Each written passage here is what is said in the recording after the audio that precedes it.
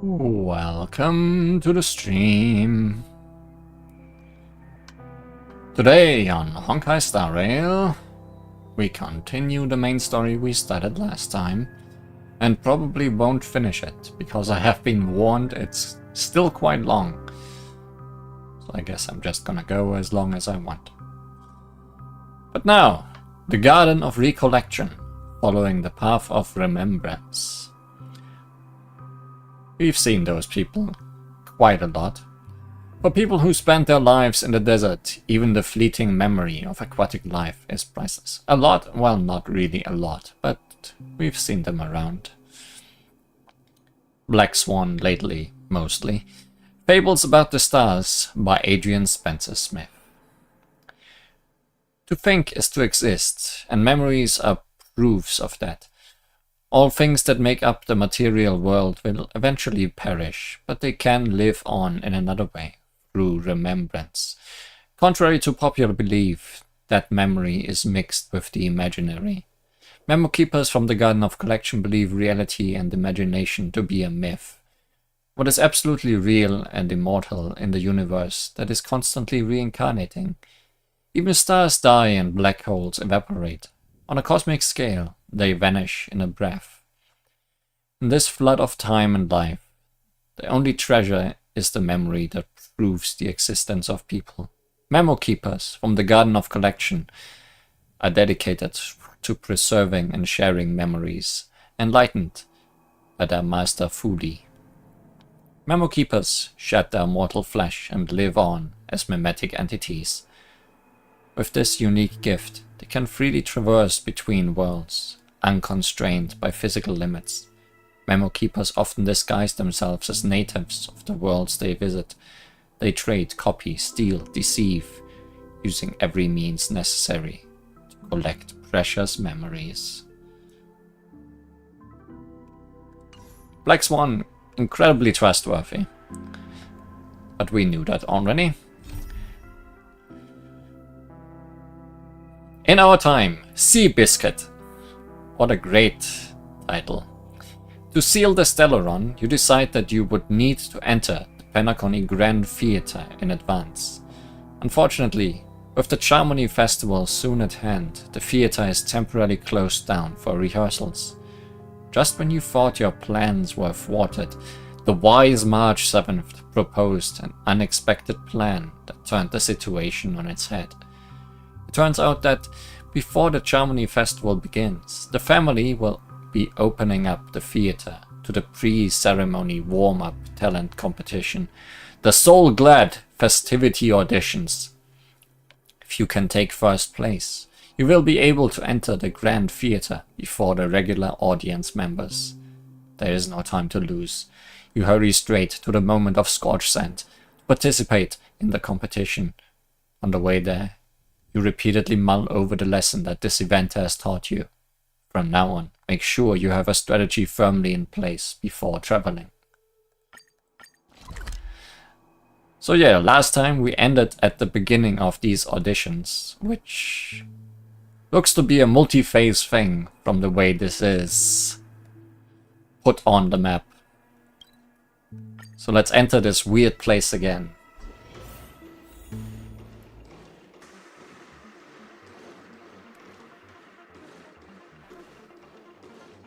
And experience what this is gonna be. Or, you know, just leave. Welcome to Scorch Sand Hall. I read it as Scorch Sand Hell. I feel it might be accurate. This one's a bit worn out.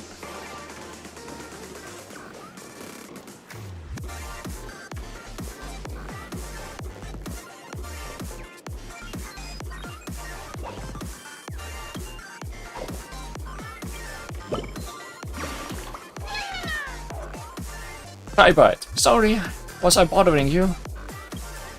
It's really noisy here, so even if you hide in here to sing, no other birdies can hear you. But it's really too loud, I can't even hear myself singing. It's pretty awful. Could hear it. I'm so embarrassed. Don't look at me. I just want to find a hole to hide in. Sorry, I didn't mean your chirping, I meant the song. Oh, never mind. This place is buzzing. That's right. This venue is a miniature representation of that time known as the era filled with boundless possibilities. Here's a super hacker. Just look at this world, it's so boring through and through. I don't mean to criticize, but I have to say that all the challenges were so stupid that they barely took any skill. The School of Acting stage, the gunfire trial, they are just boring fillers used to speed things up and make even killing time seem boring. Take my homework for example, Homeworld for example, Punk Lord. We once put on an enormous offline treasure hunt that perfectly integrated adventure gaming with real-life puzzles. The design was perfect. So one of Silverwolf's planeteers. Do you know who the winner of the great treasure hunt that day was? Who asked you? Ah, fine. That's okay. I can tell just by the look on your face that you'd love to know. Seeing as you're so curious, I'll tell you who. The truth is, it was none other than me, the super hacker of Punk Lord, Stoneblade.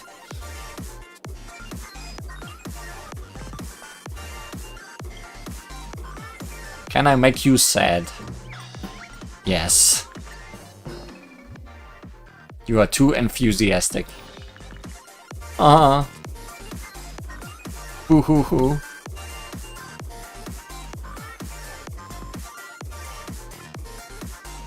Okay. What are you doing? Actually, all those stories about being a super hacker, they were lies. You're not mad at me, are you? Just a lightning controller at Scorchsand Hall. My work involves operating this equipment and warming up the crowd. You'd never find my name in the credits of anything, so I made all of those events up. But I heard this story from a Punklordian guest about the great hacker Stoneblade, and I was jealous of that kind of unrestrained freedom, so I decided to borrow his name and use it here in the dreamscape where one can become anonymous. I want to be just like those contestants and stand out in the spotlight as I'm cheered on by the audience, but that's not the life that's been chosen for me. I love that rainbow that you made. Huh? Really? This is a little trick I came up with while I was slacking off to control the lights by using hand motions. You see, waving clockwise dims the lights, while counterclockwise brings them up. Oh no, we were trapped in conversation.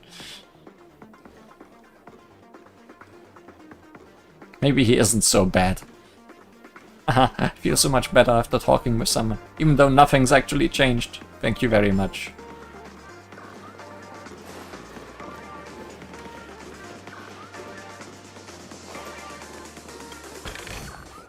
A red whistle, huh? Extras? Hey extras! Where's the extras for the next item?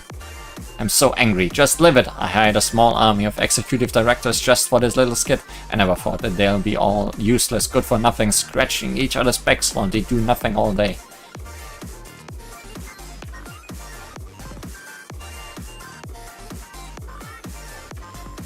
I know, screaming! Screaming you can actually hear over this music.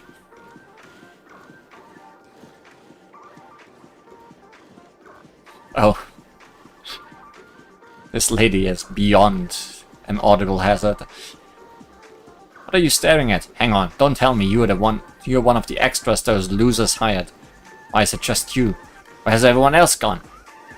I'm the lead. Oh, you sure talk a big game. Who picked you to be their lead? The producer's gonna lose their shirt, let alone all their worldly possessions. You ugly duckling, get backstage and find a makeup artist right now, and hurry up about it.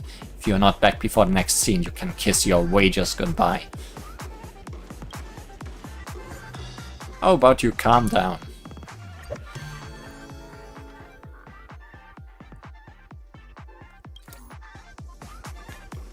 Miss Red Whistle calms down, which is a miracle if you ask anyone who knows her. Installing this whistle module was the best decision I had ever made. One blow of the whistle and everyone just falls into place without me having to waste my breath. That reduces my speech module's failure rate and stretches out its lifespan several times over. However, it has its drawbacks. After a while, everybody started calling me Miss Red Whistle. Not even the people in my team knew my real name. Elizabeth. My name is Elizabeth. It's weird. Why am I telling you my real name? We barely know each other. Whatever. No harm, no foul. Call me whatever you like, as long as you get the job done. Break time's almost over. Drink up and catch some rest. Then get ready for the next few scenes. Let's get ready for the next few scenes.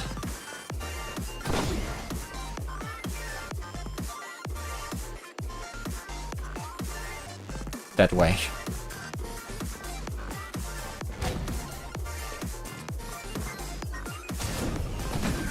Oh. Hello, welcome to the Origami Bird Flying Race. May you attain the best results. Let's take a look at your wings, or you must be here to spectate the races.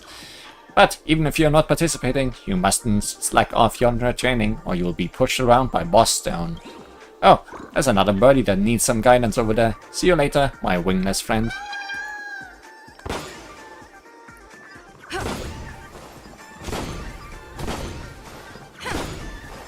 Oh, other birds here.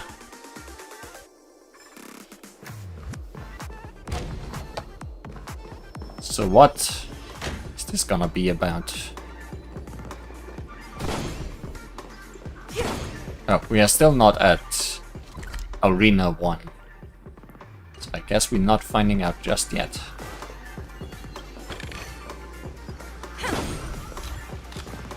Disqualified for what?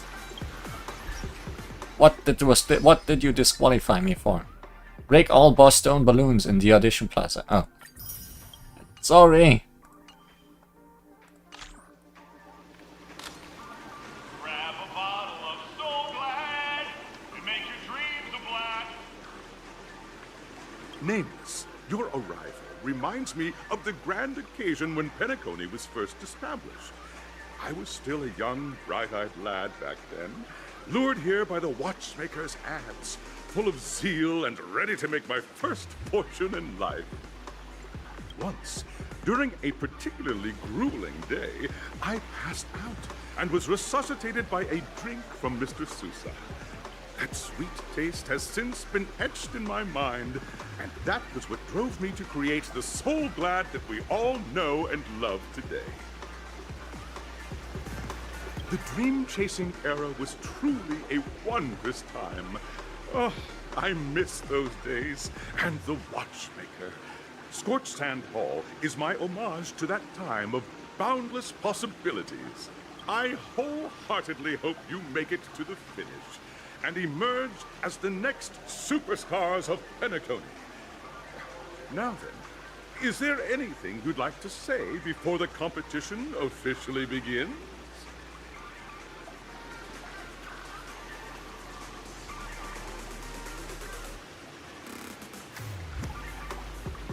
Nah, we'd win. Haha, that's the trailblazing spirit. How about you, Miss March? Hello, everyone! Next up, get ready for the Mega March 7th Adventure, where I'm going to break the speedrun world record! Trailblazing into the uncharted and challenging the limits. That's Miss March 7th for you. How about Miss Firefly? I hope that by the end of this journey, everyone will have achieved the outcome that they hoped for. Ah, a wonderful wish! Miss Himiko, what are you expecting from your team? Safety first, everyone. Simple words, but full of warmth. Waiting for you are 3 stages, each connected to that era. The first 2 stages offer 2 distinct paths to choose from, with unique challenges on each route. Do I hear minigames? And in the last stage, you will face off against a champion who has defended the title to this very day. A beloved contender whose noble virtues are unrivaled. Do I hear battles. Those are the rules. Simple. Everyone clear? Now, I hereby announce that the 33rd Scorched Sand Festival of the 20th season, sponsored by Soul Glad Enterprises, has started.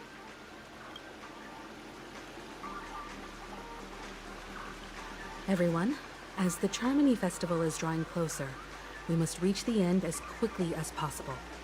Factoring in efficiency and safety, splitting up into 2 groups is the best choice. March and I haven't known Miss Firefly for too long and aren't overly familiar with her. It'd probably be better if the 2 of you paired up. Fine by me. Let's do it. All right. I don't have a problem with that.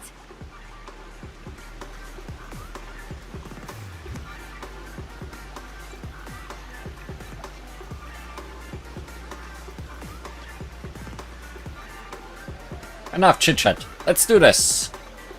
We'll split into the assigned groups then. Let's not waste time.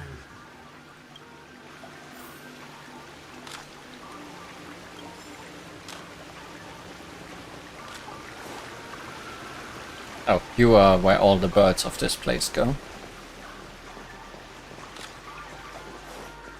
Well, no more chit-chat, I guess. Let's move on. Oh yeah, those are the arenas we are going through, huh?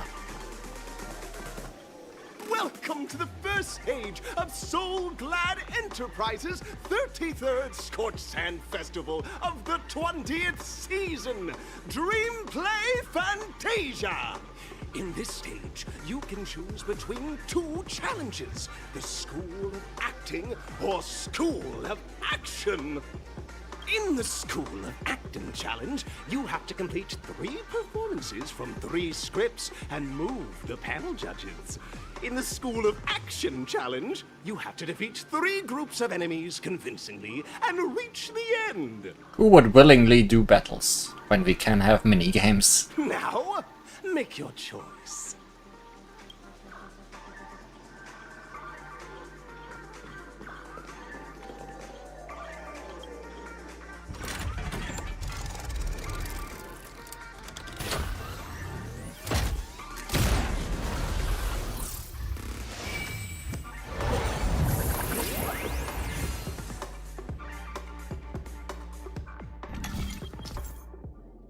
Select the challenge arena. Click the button on the tracks and select the challenge arena to go to. Click the button on the tracks.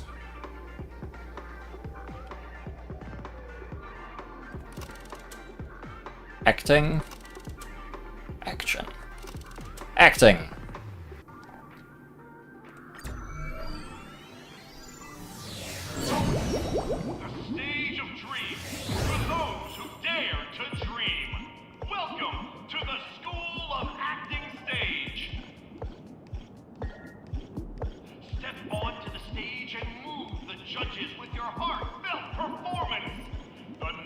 Cosmic star of Penacony could be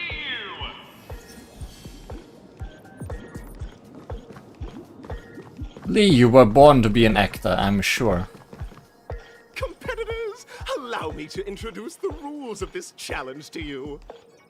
There are 3 stages up ahead. On each, you will find an outline of a script. These 3 scripts were written by the legendary filmmaker, The Watchmaker, and depict various stories from Penacony's era of pioneering. Your task is to bring those moments to life, find the right words, and act convincingly to make the judges feel the script's intended emotions.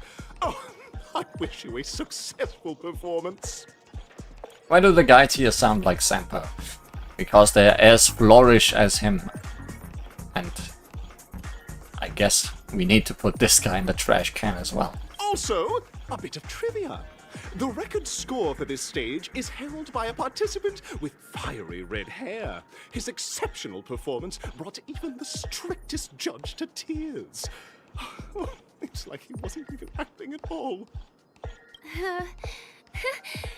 We are running out of time, so let's get this over with quickly. Wait, fiery red hair? Oh no.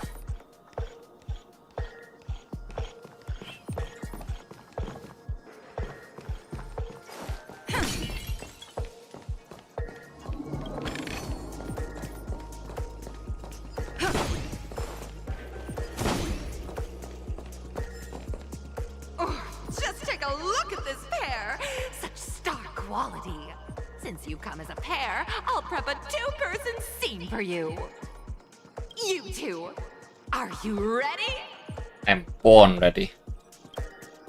Envision that you both, driven by the spirit of exploration, are arriving at the land of dreams that is Penacony for the first time. But instead of lush lands, you find yourselves amidst swirling sands and desolation, far from the paradise the watchmaker described. You're driving an old clunker through the wilderness of the dreamscape, braving the cold wind, choking on the dust, and suddenly, a fierce memory zone meme blocks your path. Now, Miss Greyhair, what line would you deliver to express your disappointment in Penacony? I would argue that both our hairs are grey.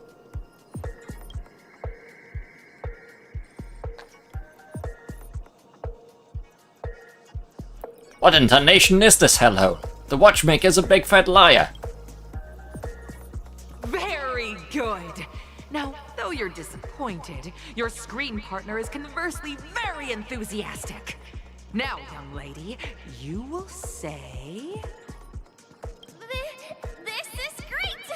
I love living on the wild side! Very good, very intense! And then we cut to the story's next scene. You find a job mending the rails, but the days are long and your endurance can't keep up, and you finally collapse in the endless expanse of desert. Firefly, amazing at being enthusiastic. Suddenly, sweet rain falls from the sky, wetting your lips and rousing your spirits.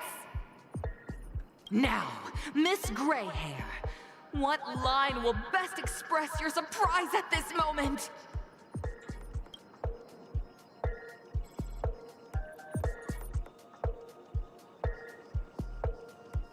Wowie! Penacony, my Penacony, you truly are abound with opportunities. But at this moment, your partner yet gazes into the sky, both her eyes closed. The raindrops fall, blurring her vision, and she tragically says... Perhaps we were never meant to succeed. Right? Fantastic! Both of you have an incredibly solid foundation in dialogue delivery. However, lines aren't everything in a performance. Please continue this story on the second stage. Up next, you'll be challenged with a body language test. I hope these tests won't take too long.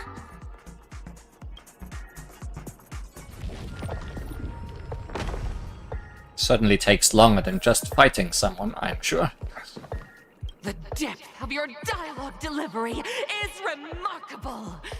Best of luck with your results.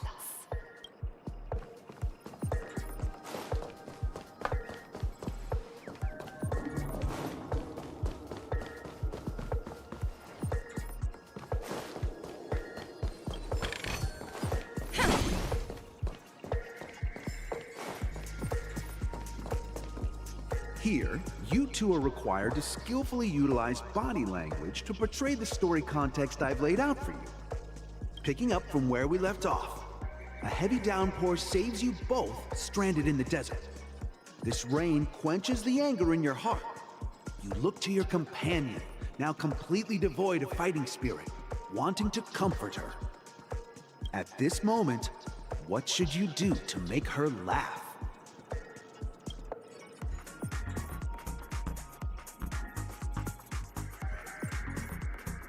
Tell a dad joke. The test now is about body language. Oh. I don't think dialogue is allowed here. I guess that's her head. You seriously think that would make someone laugh? No. Me though. What?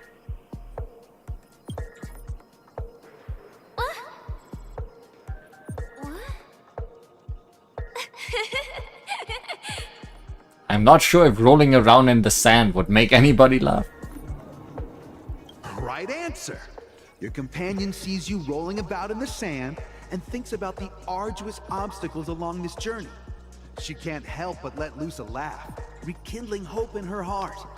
And so this girl... I'm gonna get back on my feet and keep moving forward. A tug at the heartstrings! The story continues to develop. The heavy rain leads you both to sense a business opportunity. So you start venturing into the umbrella industry. But just as the business begins to pick up, competitors start flooding the market with low-priced goods, squeezing your market share. You have no choice.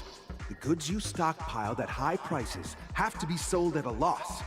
This is a pretty self-destructive move, which drives your business to the brink of bankruptcy. At this moment, what would you, who refuses to admit defeat, decide to do?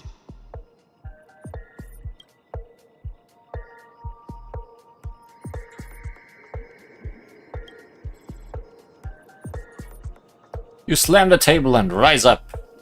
You think you'll back down? Impossible. Dream chasers can be knocked down, but never knocked out. Fantastic! But it's a pity your friend does not agree. Seeing that you're up to your eyeballs in debt, she sees nothing but despair in her future. And then... I leave Penacony in utter disappointment. Is that okay? Of course! Absolutely! I was this close to tears! Both of you possess exceptional acting talent! However, the true test is yet to come. You're about to encounter the harshest judge this show has ever seen. You'll need to rely on perfect performances if you want to win them over. And if I don't give a perfect performance, then Firefly will tell me to give a perfect performance. These stairs are weird and unsettling. Both of you possess excellent performative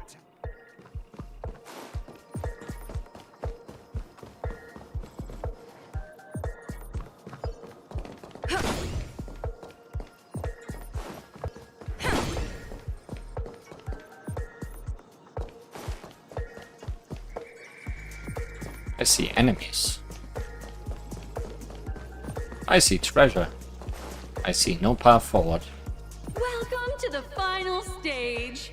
Actually, all the scenarios that you previously encountered were all from the film Once Upon a Time in Dreams. Two companions arrive on Penacony with nothing but a dream. Their desire for achievement is met with continuous setbacks. Ultimately, one continues on, despite spiraling into debt, while the other concedes defeat and leaves.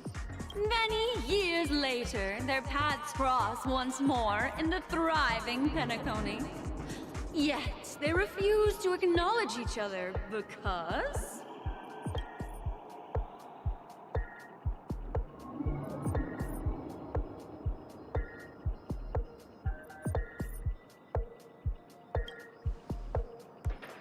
Against the backdrop of a revitalized Penacony, the joy of reunion mixes with the sorrow of past separation, the awkwardness of being strangers, and the shyness of a long-awaited encounter, all converging at this very moment. Give it a shot. Try and convey this bittersweet scene to me. Bring it to life with precise and emotive acting. This is never going to end. I know! Why don't you try that clockwork thing you used before? Huh? We're gonna cheat. Your performance is far from satisfactory.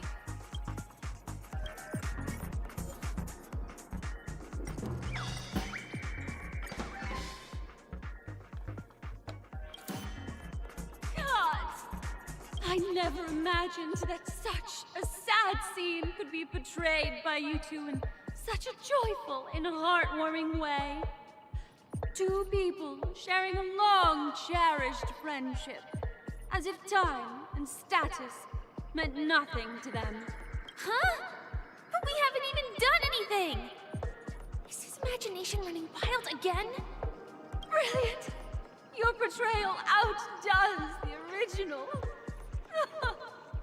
It's simply beautiful! We have passed the test. We ought to hurry up. Stellaron is at stake.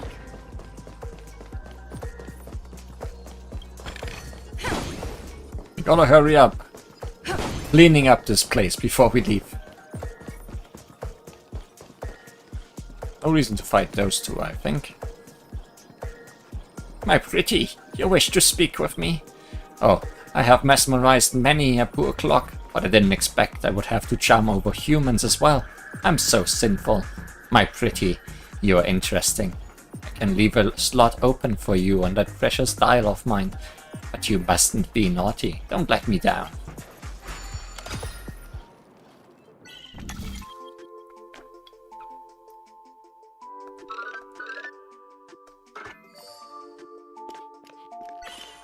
So far, so easy.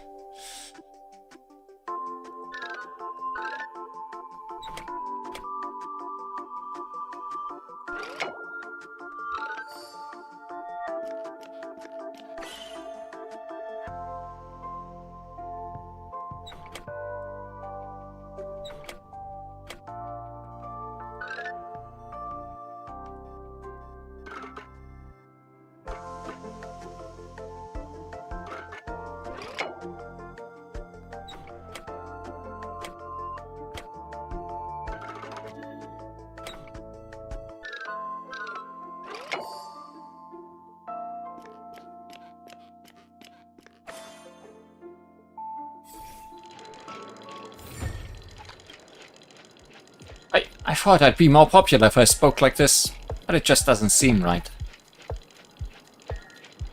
I'm sorry, please don't look at me with those disdainful eyes. I'm looking at the thing in the background. There's not much of those enemies left at the moment.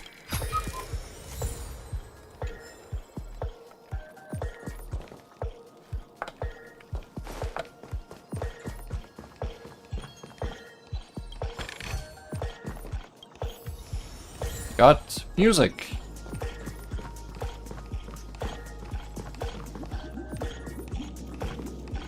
Congrats to both of you for clearing the stage, but more importantly, are you having fun? Fun is more important than success. Look at the time! You finished much faster than that red-haired contestant did. Great. That red-haired contestant. Who is that exactly? You'll find out eventually, but only if you clear the next test first.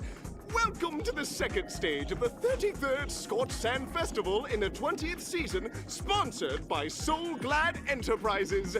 Gunfire time! I have a guess who it is, but... You have the option to choose Gunfire and undergo Brother Hanu's trial, or Time, where you'll face Clocky's trial. I think I prefer clocky things than doing a Hanu minigame. Now, make your choice!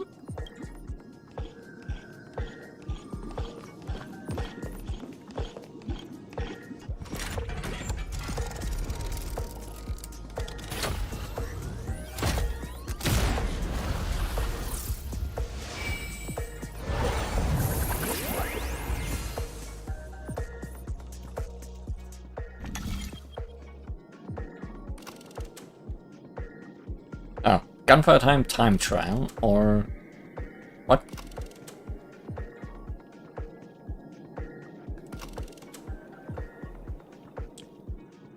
Oh, Gunfire Time.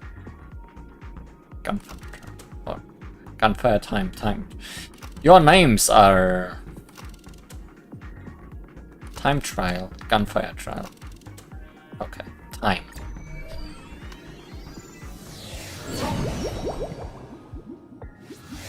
Surely it must be time. Dear friends, welcome to the wonderful world created by the Watchmaker. Awaiting you up ahead is the titular character from the beloved Clocky animation, Clocky! Who? It's said that the Watchmaker dreamed up the idea of Clocky when he was just a boy. Back then, he was merely an apprentice in a clock shop.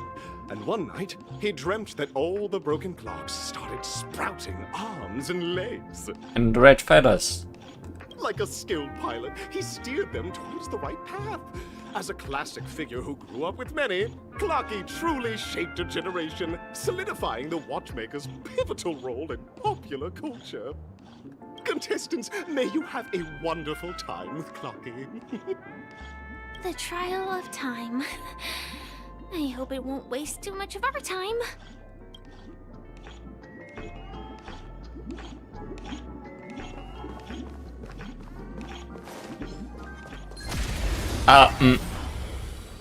Sure. Didn't really want to attack you, but... Help me, Mr. Sora!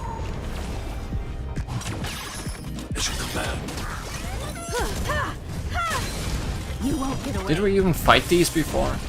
I don't think so. It's time. Dreamshoal Troops Fortune Seller. Penacony's service machinery that got out of control due to emotional interference in a dreamscape. Originally a prize-drawing robot made to bring surprise to guests, it still bears all kinds of gifts even after losing control, and longs to prove the good luck of the guests by sacrificing itself. Annihilate. Help me, Mr. Sora! Yeah, it looks more like a bubblegum seller. As you command. Or a gachapon machine, I guess. Lance, forward! Humanity never conceals its desire to control the heavens, and I'm no exception. Jackpot! We got a golden ball out of it. Guess I should have read what it actually does. I have something for you. Lottery warm-up deals physical damage. Dreamshoal prize pool. When receiving a killing blow from the designated attack type, triggers different effects based on the attack type. When simultaneously receiving attacks of multiple types, the effect will be triggered in the following order. Priority. Lose the 50-50, hit the guarantee, and jackpot. Lose the 50-50 after suffering a killing blow from a basic attack or damage over time. Recover skill points for targets. After suffering a killing blow from a skill or follow-up attack, regenerates energy for all targets. After suffering a killing blow from an ultimate, regenerates energy and skill points for all targets. I see. So killing them is just good for me.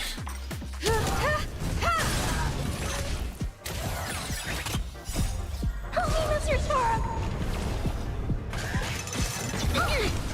As you command.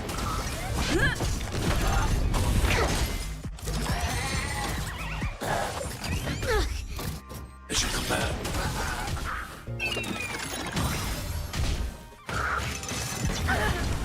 Stay back, Clara. I mean, killing enemies is generally good for me, so it's not surprising. But recently we had some enemies that when killed buffed their partners and stuff. Annihilate. Help me, Mr. Sora!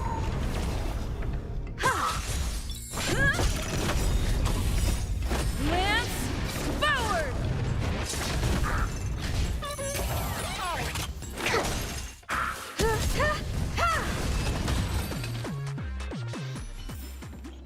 Reach the end of the story in your own way.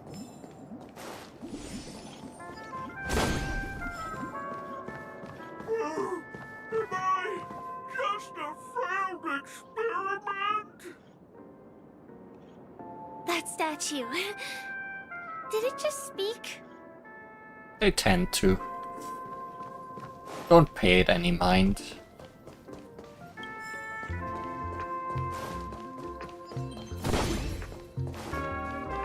Look, here's a small ticker. Why do you want to talk to me? Is it because you're a fan of mine? It's hard being last season's festive superstar. Can't get away from my fans' fervent passion, even if I disguise myself as a ticker.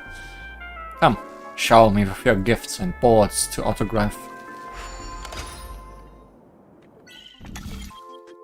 There's a lot of stuff.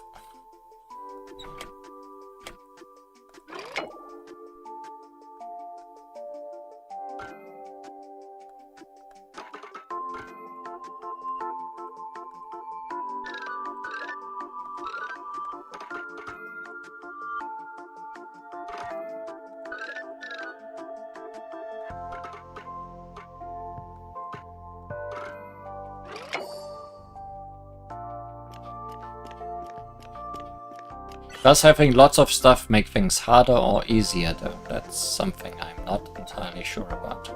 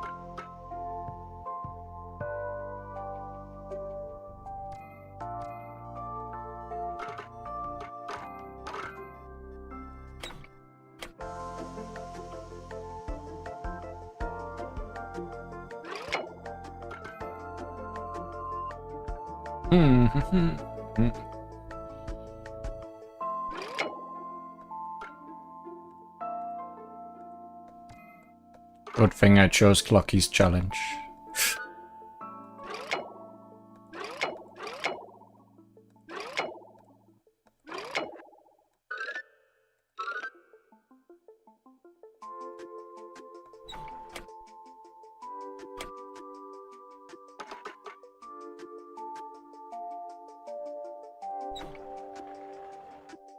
I mean, this is a nice path, but I have no way to get over there.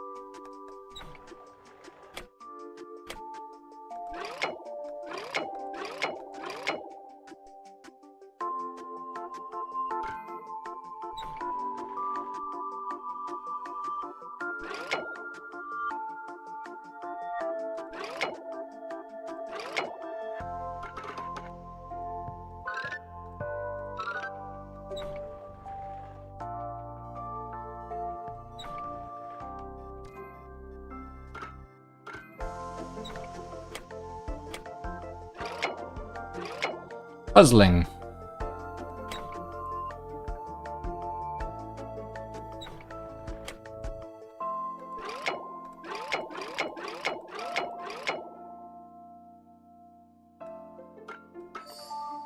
Unpuzzled.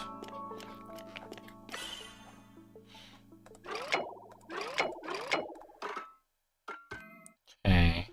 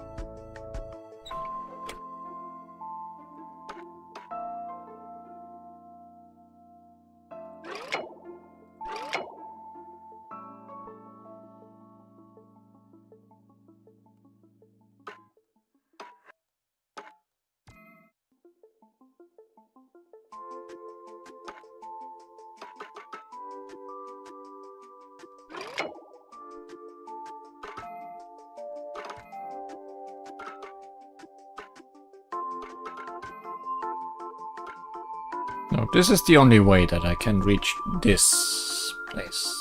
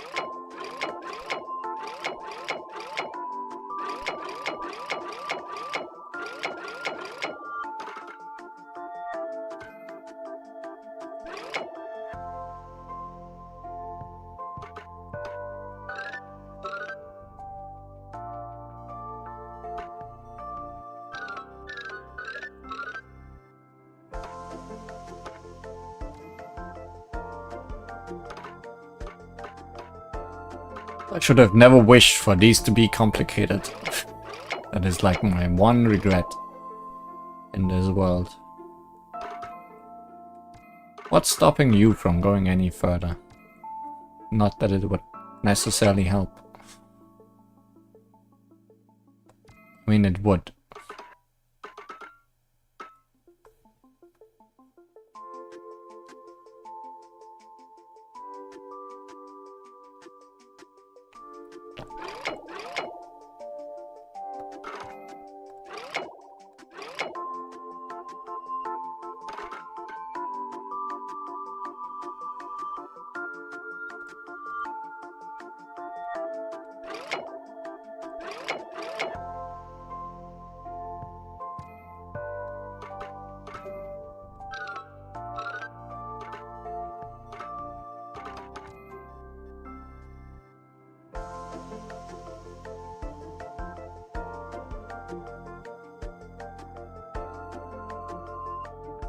This is like the one type of minigame where they don't give you a hint after you mess around for a long time.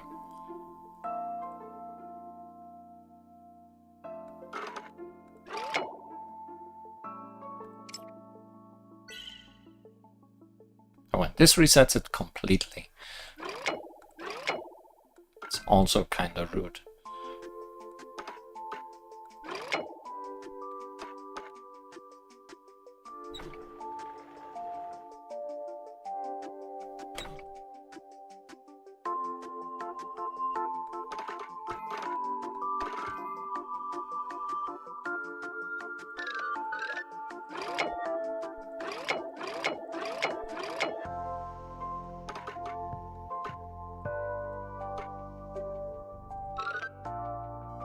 Can I remember how this started?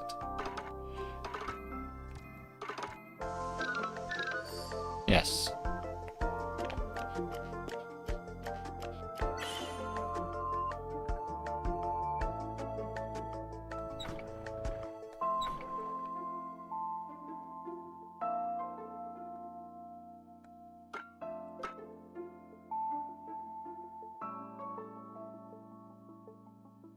Which part of the path is missing?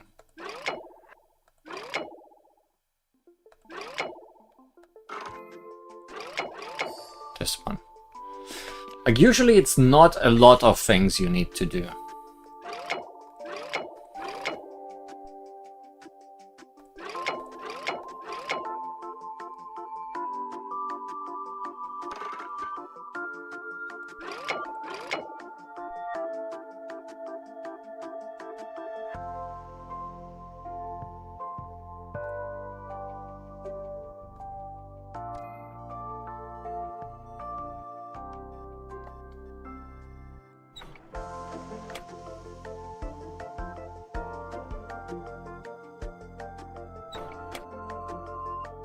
Meaning he's probably gonna walk this way back somehow.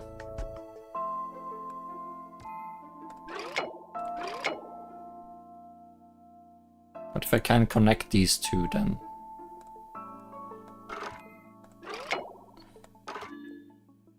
I've connected these two.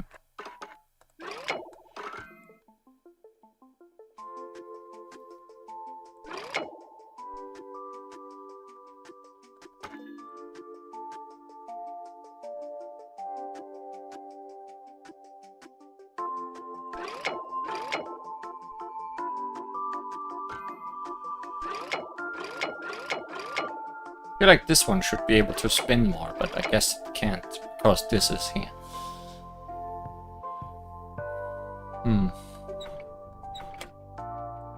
Like if I move the screen, then everything disappears up there.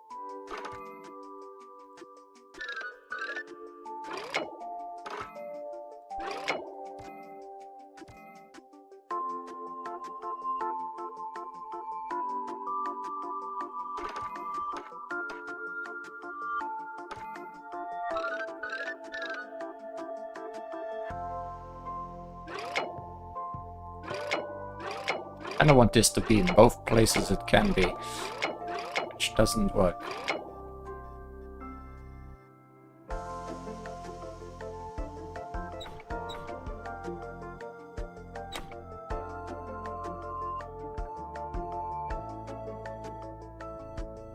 Oh.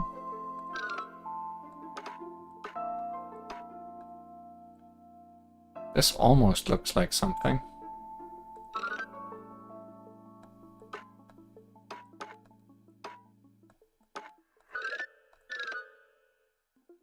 Almost.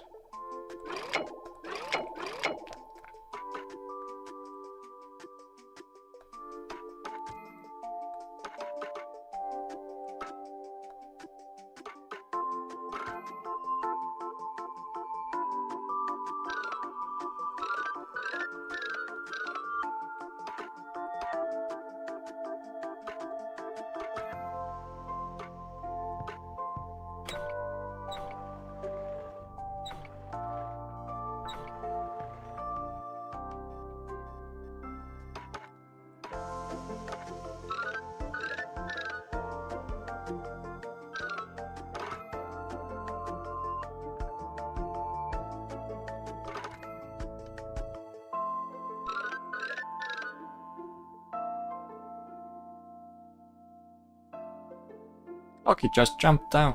It's not that high.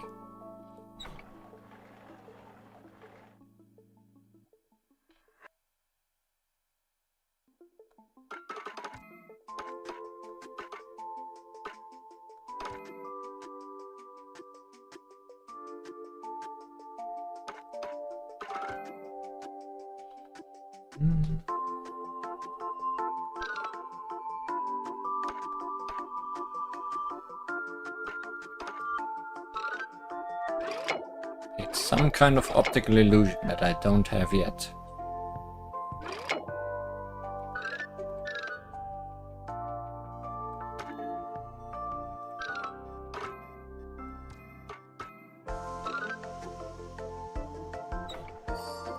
Like that one. Well, that was a bad sign for things to come. Ah!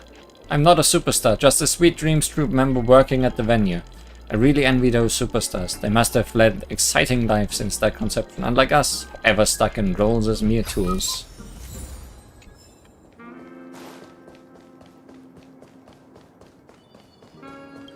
Surely this big thing will not be any harder.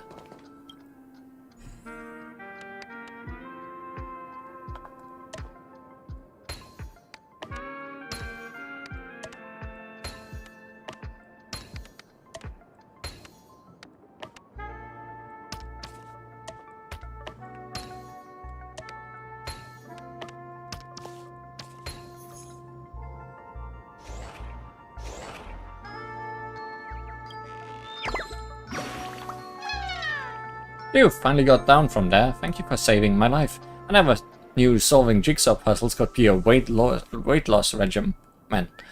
Didn't think it was high when I was going up. My heart almost exploded when I realized. You're not afraid of heights when you're flying? Of course I am, which is why I'd never flown. I climbed up with my claws. Goodbye. Please forget this acrobatic, embarrassing birdie.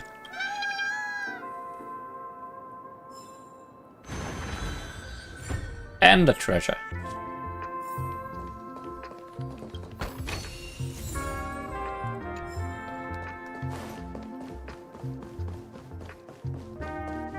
Am I just a failed experiment? I'm just an expendable failure of a clock, aren't I?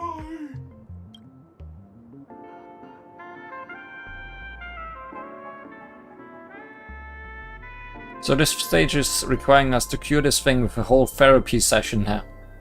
Don't be naive, buddy. Failure isn't a sickness. It's a sin.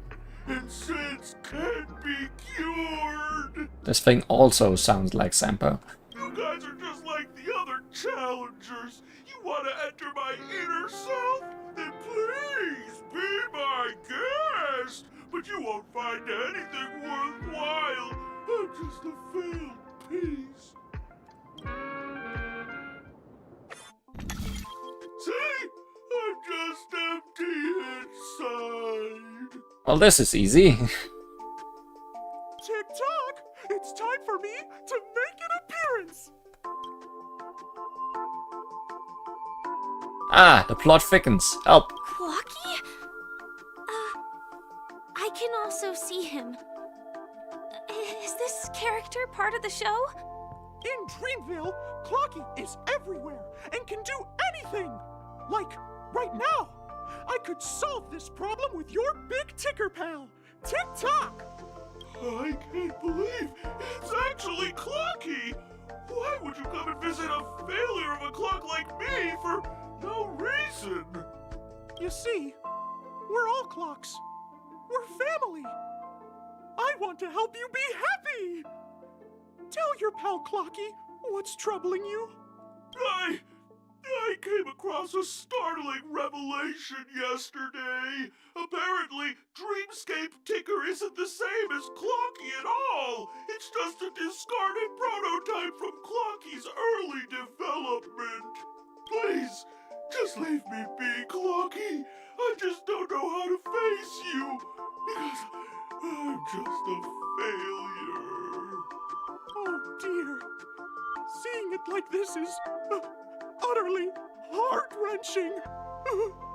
But fear not. We're here to help it rediscover the missing parts of its inner self and guide it out of despair.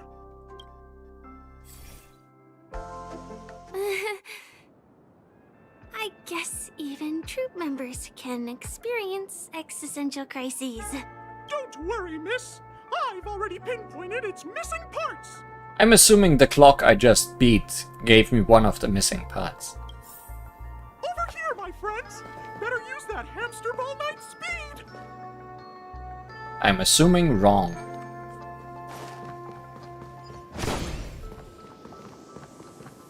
Nope. Pieces are just lying around.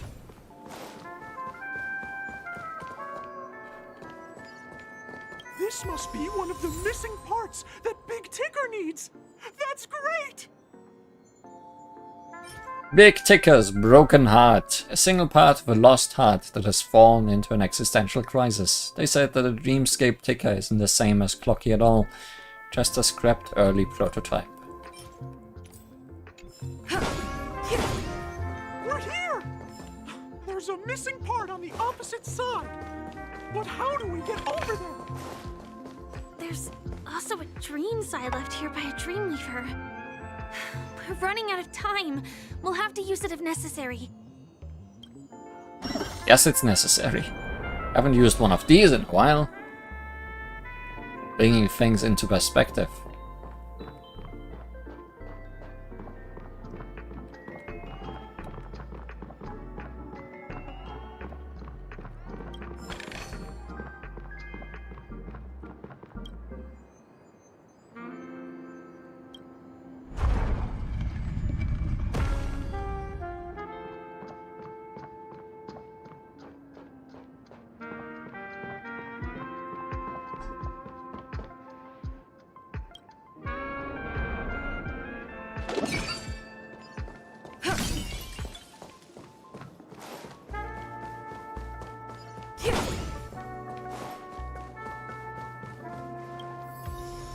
And more music.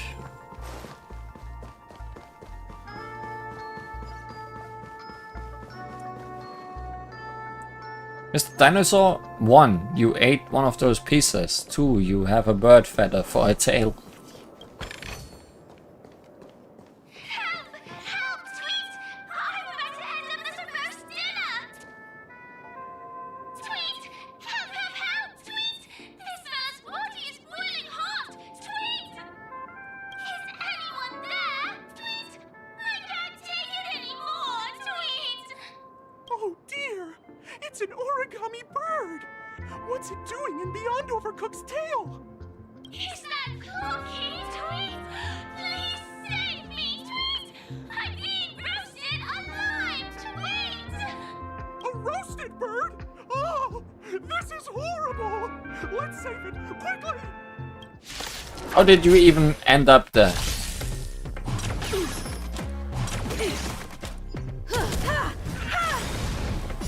Humanity never conceals its desire to control the heavens, and I'm no exception.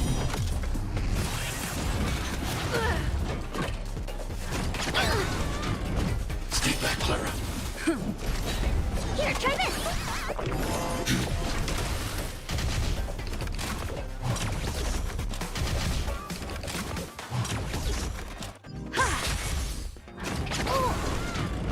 Stay back, Clara. Help me, Mr. Sora! As you command.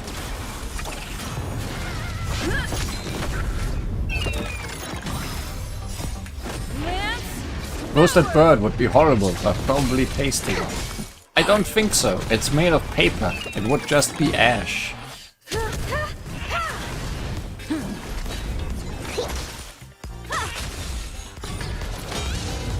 Annihilate. Help me, Mr. Sora! As you command. As you command.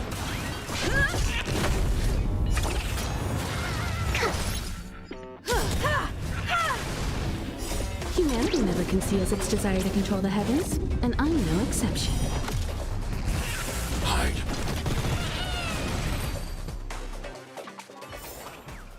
Reach the end of the story in your own way.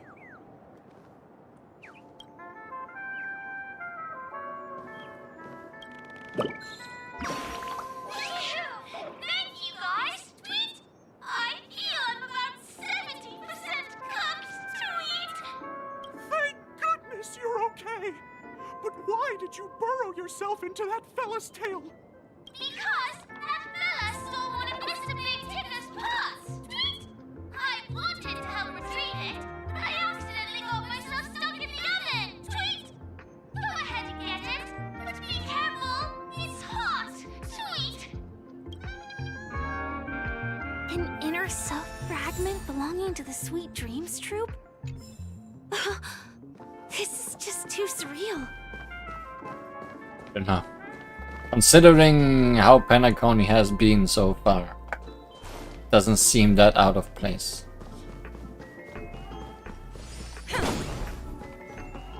Also, I feel we need to keep ticking. But I guess not from this place.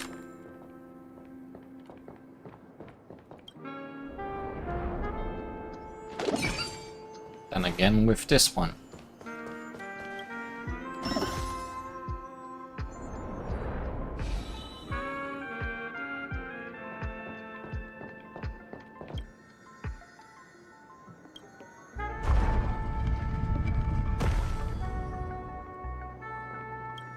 Rotate some more. No?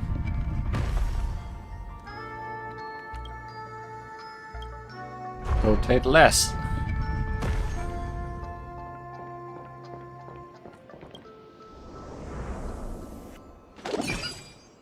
Oh, wait. I could actually go back from here. Right? No?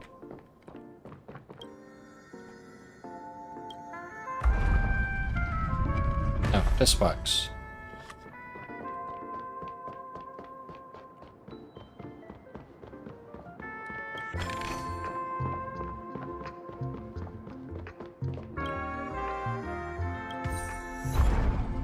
Why do birds fly? So that they don't have to do these things.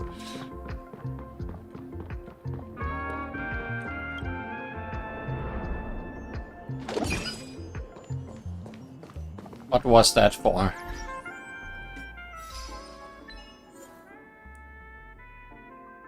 Oh, that was the jackpot. Interact with the bird-shaped device 5 times within 1 minute. Oh. Sure. Oh no, enemies.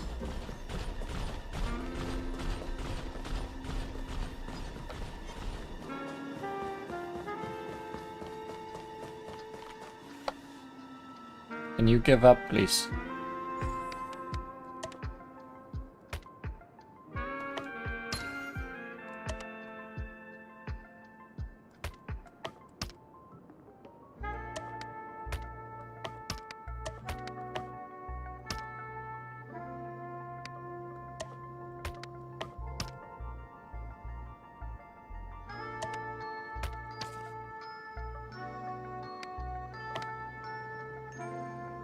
I feel like I'm getting all the wrong pieces. Where's the rest of the...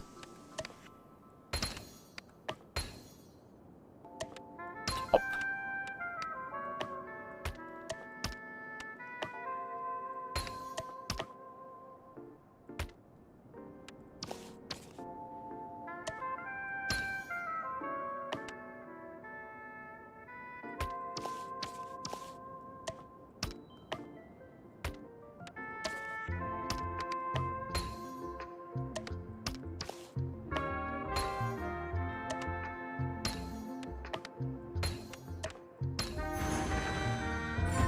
Ah, that's the easy way back. Okay. We've gathered all the missing parts. Let's hurry back. We don't want to keep Big Ticker waiting.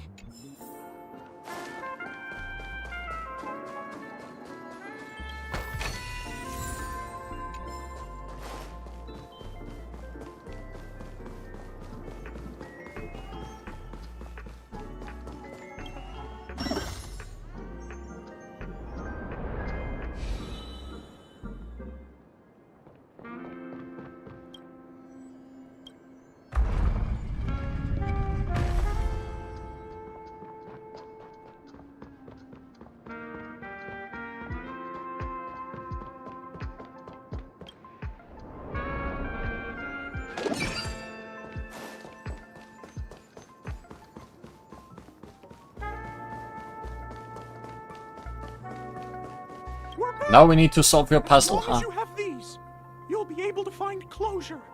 Tick-tock. Wow! This sudden surge of joy! It's working! Tick-tock! Next, we just need to enter its emoscape, help connect its pathways, and we're done!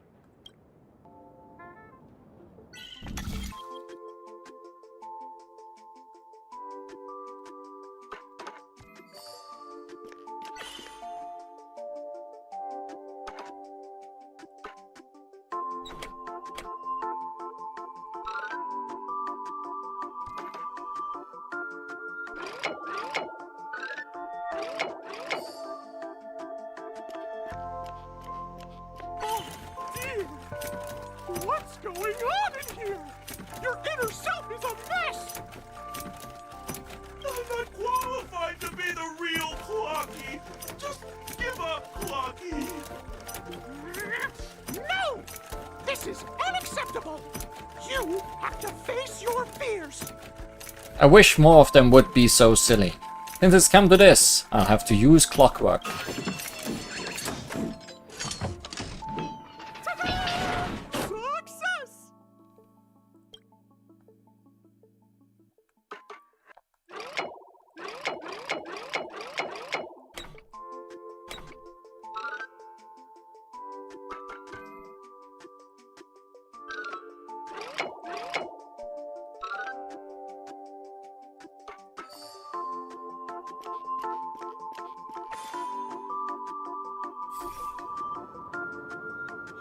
Thank you, Clocky! If not for you, I'd never be able to connect with people like this! You helped me find myself again! as the guardian of Dreamville. It's what I'm here for. Tick-tock! Oh, my friends, you still have other important things to do, right? Go forth, my friends. When the moment comes, all the Dream Tickers and I will cheer for you. It's all done. Victory's in sight. Let's head to the final stage. Not gonna deal with that now.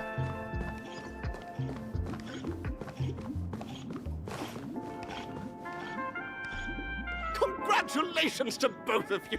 Oh, you've overcome all obstacles and proven yourselves. But, unfortunately, there is only one who can be Penacony's festive superstar. Does that mean we have to fight each other? In the final stage, you will face the Oh. defending champion. If you fail, you will lose the opportunity to become the festive superstar. Welcome to the 33rd Scorched Sand Festival's third stage in the 20th season, sponsored by Soul Glad Enterprises, Superstar Showdown.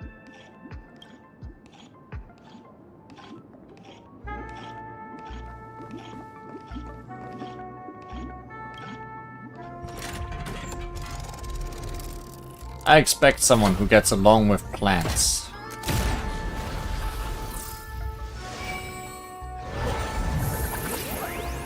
But maybe I'm reading too much into it.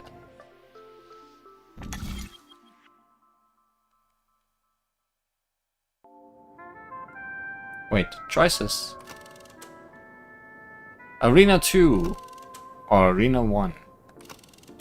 We're not telling me which is which. So I'm gonna go with 2, because why not?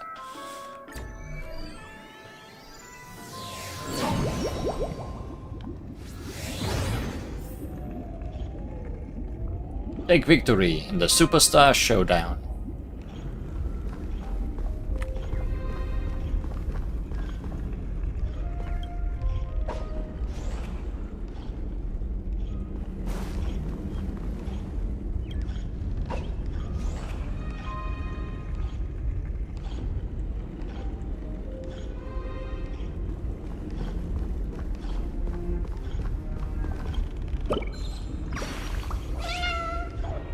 Hello! Why is the sky spinning? Where am I from? Where am I going? What am I? You're just an origami bird. Origami bird? What's this place? Yellow, red, so many things spinning around in my head. The soul glad is in my tummy is going to spill out. I can't. I'm gonna die. I have to find a high place to sober up.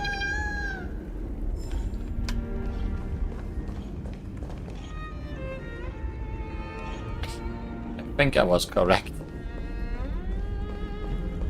Why are you here? No way. I think I just saw someone. Someone extraordinary.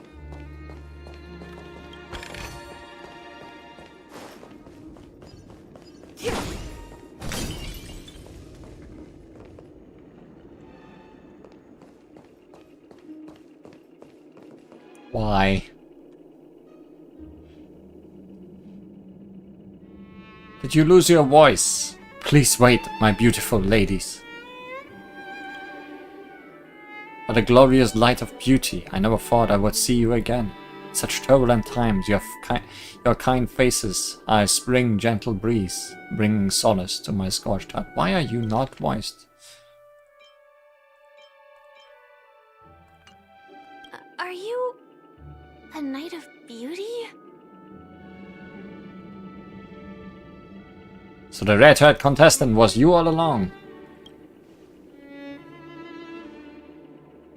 You've already heard of my humble title elsewhere. I am deeply honored.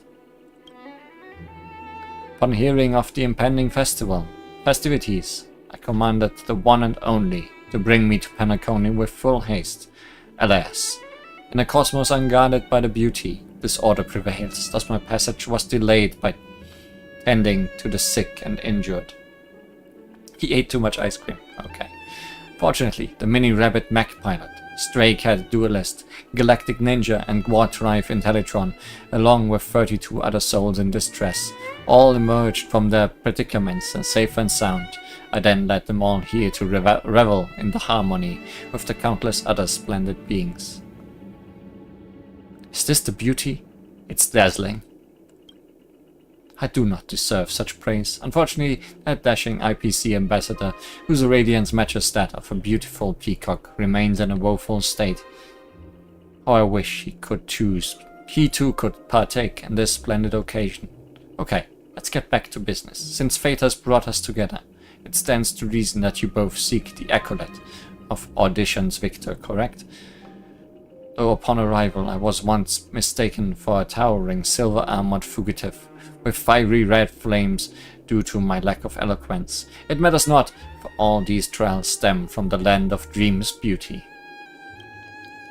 What matters is that I now stand before you. Our paths have crossed. I, Argenti of the Knights of Beauty, am humbly requesting for a battle in the name of the code of chivalry with you both. If I am fortunate enough to emerge victorious, kindly grant me passage to the crown of victory and recognize that Idrila, the beauty, is the most peerless beauty of them all. Bear witness to honor. Yeah. Be careful. Well, I'm glad I have fire on the team. Fire and physical. Exactly what I needed.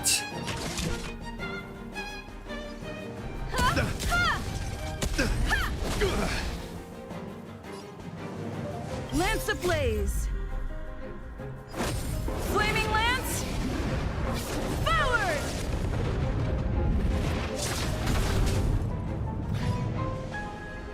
Fracture!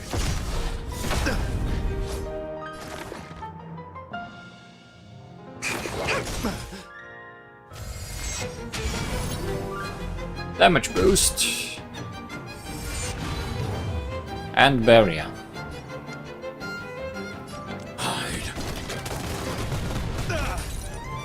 You are fighting a gentleman. My gallant friend. Put forth all your might. Stay back, Clara. I want to protect everyone too. Help me, Mr. Sparrow!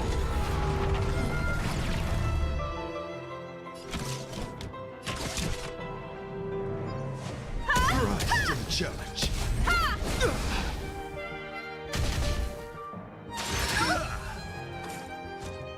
As you command. Confess. Okay. As you command. You won't get away. The flesh wound.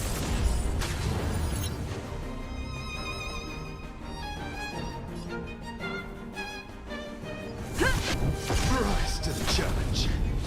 Target specimen sighted. Preparing for collection. Relax. Deep breaths. Much obliged.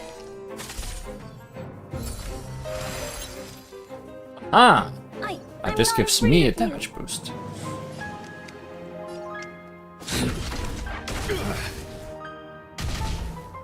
Behold this symbol of pure beauty. Yeah. Are you alright? I'm okay. Stay back, Clara. You won't get away. I have something for you.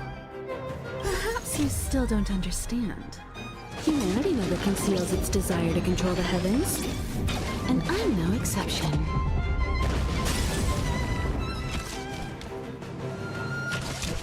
Come on, Rise to the come on. challenge.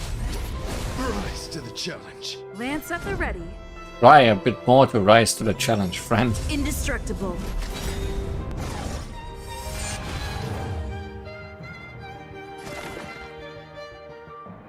Excuse me. Coming through. Let the duel commence. Pledge thine loyalty. Stay back, Clara. Lance ablaze. Flaming lance. Forward! Rise to the challenge. Combat is a series of precise machinations. Rise to the challenge. Commencing annihilation.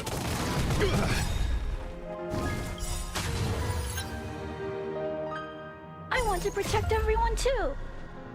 Hominosphere's far up. I'm on guard.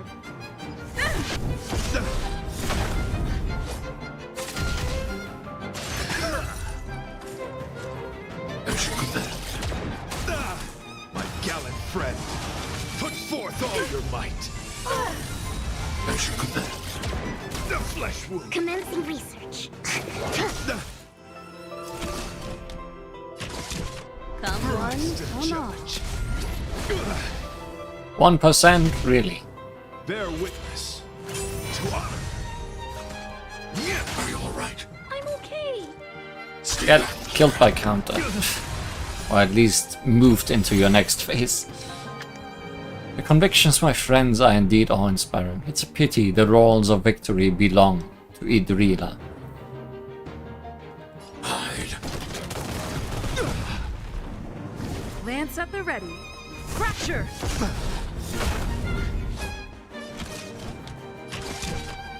Rise to the challenge. Perhaps you still don't understand. Humanity never conceals its desire to control the heavens. And I'm no exception.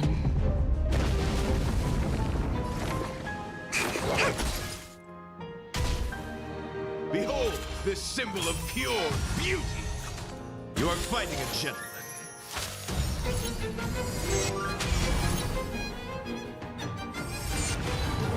All the buffs. Commencing annihilation. I want to protect everyone too. Hominosphere's far up.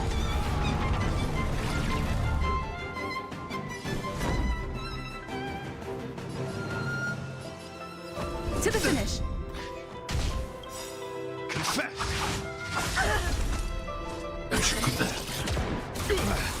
Lance ablaze! Flaming lance! Forward! You won't get away!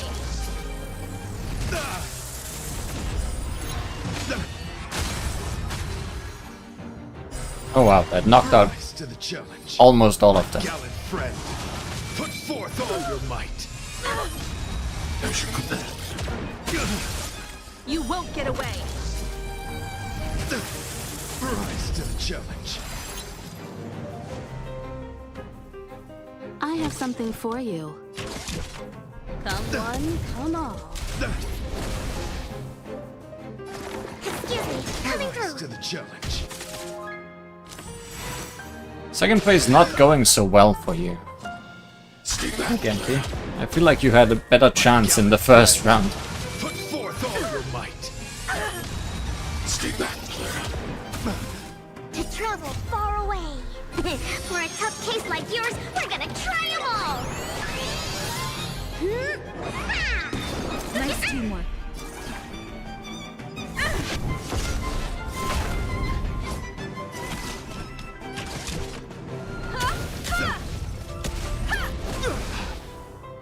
I need to be brave. Eliminating threat. Rise to the challenge. Bear witness to honor. Let the duel commence. I'm not sure if you will outlast your friends. Come one, come all. Perhaps you still don't understand.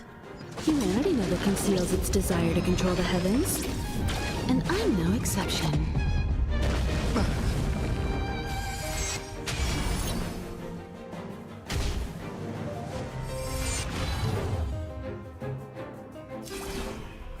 Fields.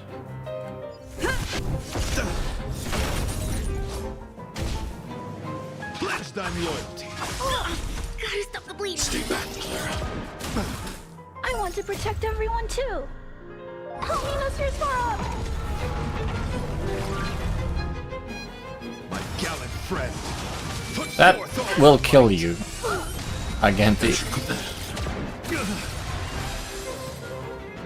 That's enough. I've come to grasp the sincerity of your cause. I yield.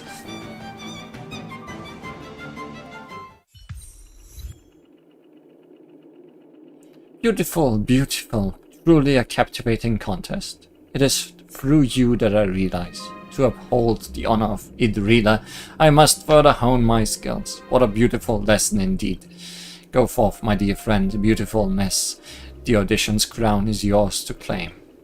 I shall remain here, gazing from afar as you bask in the limelight, joining the audience in offering you the most heartfelt cheers and applause. We don't have much time. May fate allow us to meet again, Knight of Beauty. And may you have your voice actor around next time. In that case, let's make our way to the end. Penacony's really thronging with talent. I hope we make it in time. Go forth. The champion's stage belongs to the both of you. Bask in the glory you deserve.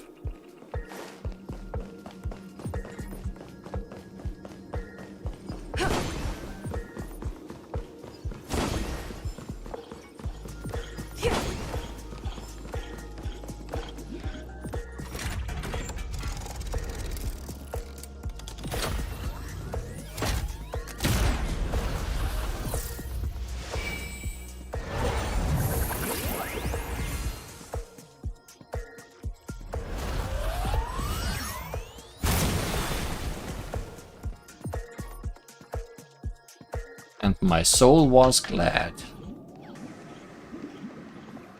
Congratulations to the Galactic Baseballer and Firefly on becoming this Scorched Sand Festival champions! Oh, it actually called me Galactic Baseball. Entrance in the Charmony Festival! Let's give a round of applause to our aspiring young guests!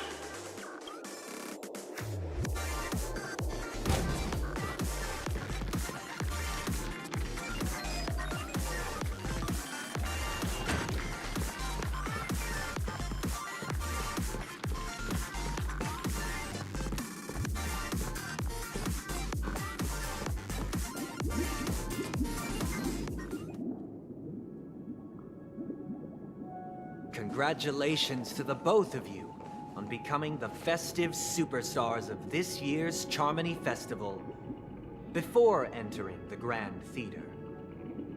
Sunday. I, on behalf of the organizers, extend my sincere congratulations to you, wishing you joy under their radiance.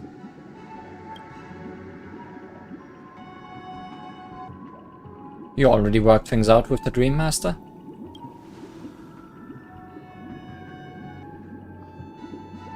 As previously promised, my sister, Mr. Yang, and I have met with the Dream Master. We delved into the truth about Penacony and its Stellaron, and have come to a consensus. I have a bad feeling. Both I and the Oak family cannot acquiesce to your request. Sunday, don't betray us now. Just as expected. We acknowledge the perspective of you, Nameless. Penacony does require change, but not as you propose. The planet of festivities cannot and will not revert to a place characterized by chaos, disorder, or anarchy. Through your journey of overcoming obstacles, you must have glimpsed the essence of that era. The vulnerable ruthlessly eliminated, equality non-existent, common folk living precarious lives, eking out a dreary existence. Ultimately, only heroes like yourselves manage to achieve success. But I would dare ask, if you did not possess the special status of having a Stellaron, and you were but an anonymous and frail member among the masses, which Penacony would you prefer? A dystopia for the survival of the fittest, or a sweet dream paradise for all?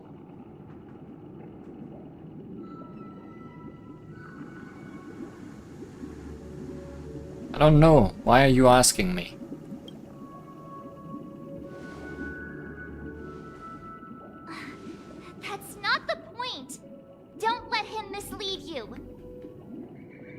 Mr. Sunday, even if the members of the Oak family can't fully agree on what to do about the Stellaron, now's not exactly the time to be holding an extensive discourse about Penacony's past and future, is it?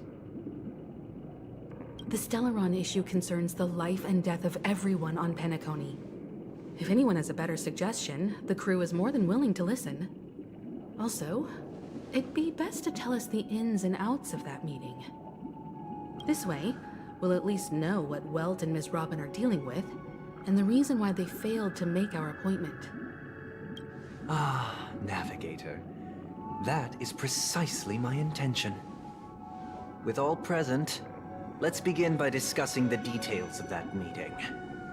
Let's talk about our tribulations and choices, our ideals and beliefs, and our final course of action. The only path to take.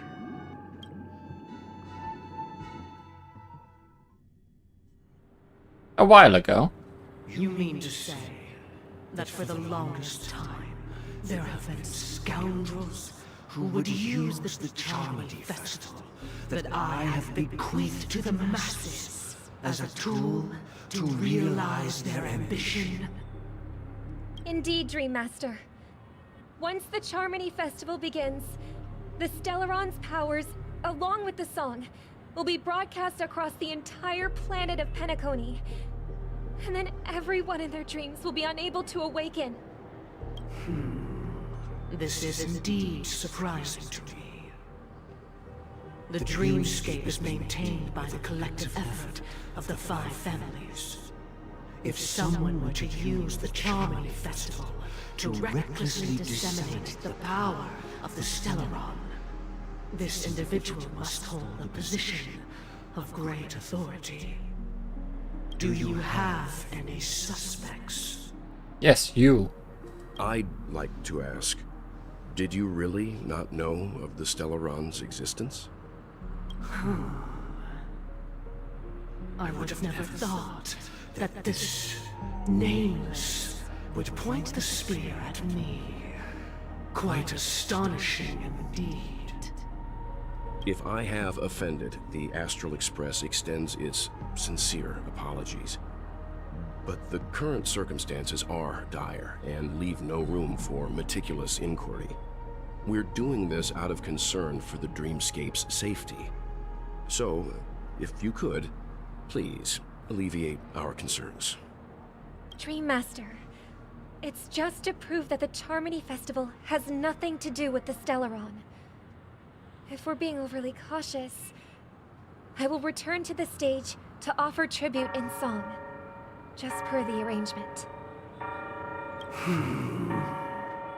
Sunday, Robin, I've watched you two grow up and know your dispositions like the back of my hand. Both of you, right now, can surely be lauded as their most devout advocates. I already know your resolve. The magnitude of this matter is enormous and cannot be taken lightly. Since Mr. Yang has asked with such earnestness, I will personally respond in kind. If there is a need, the entire Oak family will be mobilized to heed your call. Someday, might I ask you to beseech them to cast their light unto me, and question me in their stead, so that no lies may be concealed? I will do as you command. Robin, could I entrust you to be present as a witness, to document the truth, and to proclaim my innocence, so that all slander may be utterly dispelled? I will do as you command. May thy will be carried out on earth, just as it is in the heavens. Oh, triple-faced soul, please sear his tongue and palms with a hot iron, so that he will not be able to fabricate lies and make false vows. Let us begin. There is nothing else to prepare. Wow, that effect came on instantly. Understood. question. Have you devoted your life to your god, never worshipping other gods? Naturally. Do you love your god as you do yourself, always heeding their admonishments?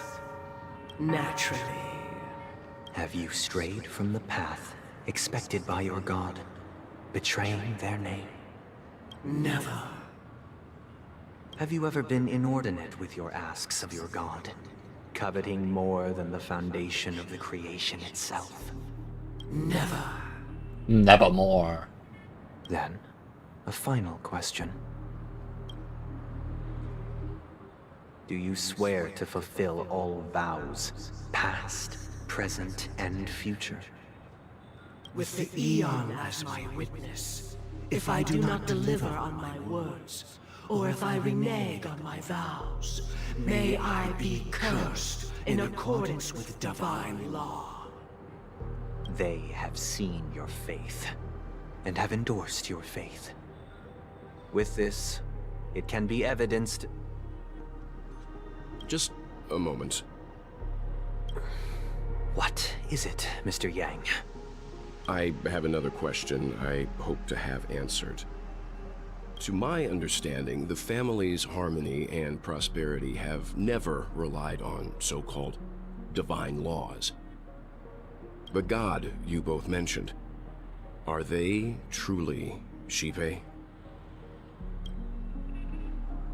Mr. Yang should know that those belonging to the family toil together as if they were kin, embracing solidarity and unity under their light. All duplicity is laid bare before the harmony. Such a delicate and complex symphony. Which other god could perfectly harmonize this, if not for the Great One, Shipe? Perfectly harmonize. Therein lies the problem. It isn't an outsider lurking in the shadows who changed the harmony, but a dissonance that has surreptitiously emerged from within this very symphony itself. In the distant past, there existed an Eon. With one flick of the wrist, they crafted the laws of the cosmos. Their followers formed the Beyond the Sky Choir, spreading solemn and reverent hymns throughout the universe. Later, they fell. The route traversed by this Eon clashed with the harmony, ultimately being absorbed and fused into it. The chorus that once reverberated across worlds fell silent, and when it echoed anew, it was transformed into the hymn of harmony. Though an Eon may perish, paths with no masters still linger. In the all-forgiving harmony, echoes of bygone dissonance may subtly arise. Mr. Yang, being overly astute can be a detriment. Especially when you find yourself alone and without allies. So this is how it is. For the sake of our grand cause, Sunday, please afford these two an opportunity to rest. What?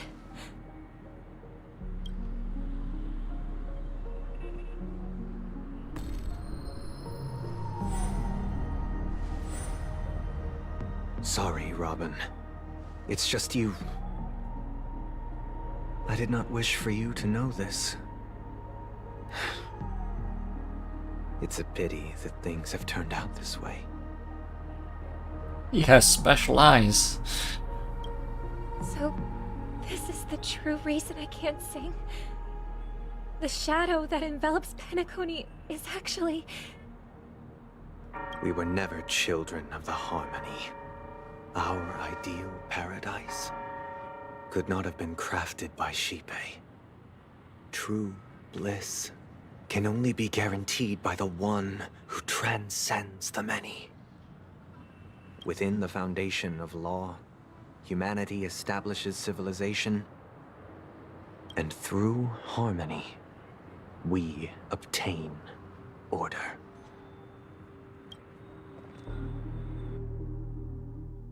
Unbelievable. To think that there would be remnants of the Order on Penacony. What have you done with Mr. Yang and Miss Robin? Put them to order, I guess. Don't worry. I just gave them some time alone to ponder their fates. You should know that these actions make you an enemy of the Astral Express. Should we need to stand against the Nameless, it would only be myself and the Oak family involved. But we haven't reached that point yet, have we? Your efforts for the justice of Penacony are evident to everyone, and have been widely observed.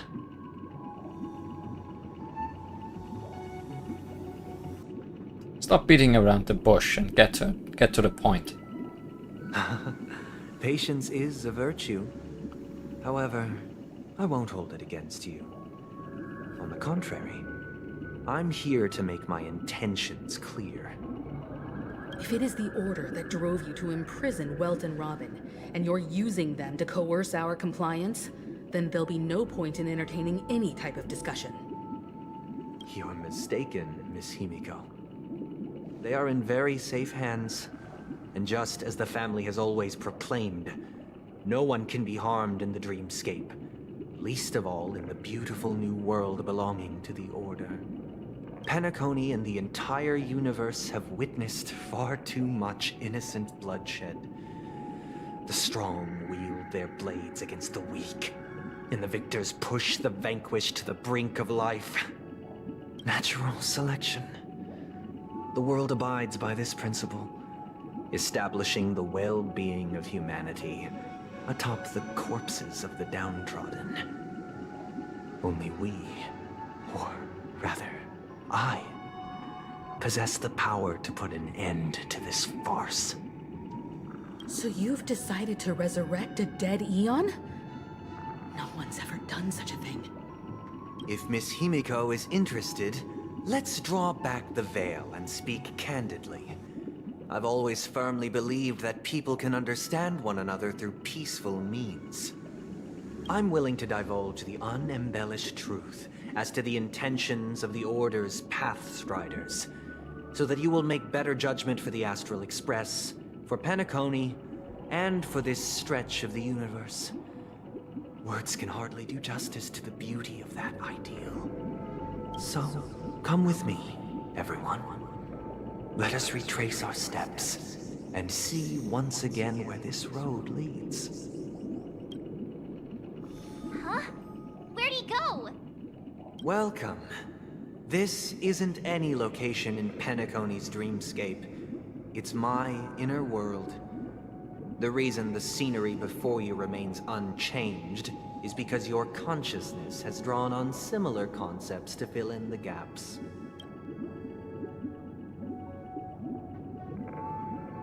You've imprisoned us. Did you do the same to Welt? It's a tuning process. Stronger in effect and more draining on the mind. The gray-haired guest has experienced it before, so she should understand what it entails. Tuning allows you to intuitively grasp my feelings, which also means that I cannot hide anything from you. Now, everyone, please look at the huge screen. The road we once took begins here. From this point on, you will witness the numerous decisions I've faced. I've selected a portion of these to share with you. Bird-like decisions. I believe after going through similar predicaments, you'll be able to better understand my thoughts. Let's begin. The first decision. A story about a baby bird. This story happened when Robin and I were very young. We were victims of the Stellaron disaster, and the family's Mr. Gopher Wood, who would later become the Dream Master of Penacony, saw that we siblings had no one to turn to and took us in. Later on, Robin and I lived a time with nary a care in the world. One day, after dinner, while my younger sister and I were lounging about in Mr. Gopher Wood's yard, we spotted a fledgling Charmony dove all on its own. That baby bird was tiny. It didn't even have all of its feathers, and it couldn't sing. When we found it, it was already on its last breath, having fallen into a shrub, probably abandoned by its parents. We decided to build a nest for it right there and then. However, thinking back, that winter was unusually cold, with fierce winds at night in the yard, not to mention the many poisonous bugs and wild beasts in the vicinity. It was clear that if we left the fledgling in the yard, it stood no chance of surviving until spring. So, I suggested we take it inside, place it on the shelf by the window, and asked the adults to fashion a cage for it. We decided that when it regained its strength enough to spread its wings, we would release it back into the wild. The tragic part, something that we'd never considered, was that this bird's fate had already been determined long before this moment. Its destiny was determined by our momentary win. Now, I pass the power of choice to you all. Faced with this situation, what choice would you make? Stick to the original plan, and build a nest with soft net where the Charmony dove fell. Or build a cage for it, and feed it, giving it the utmost care from within the warmth of a home. I eagerly await your answer.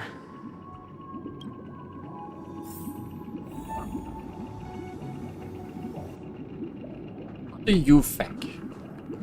Music CD. Walk of Fame.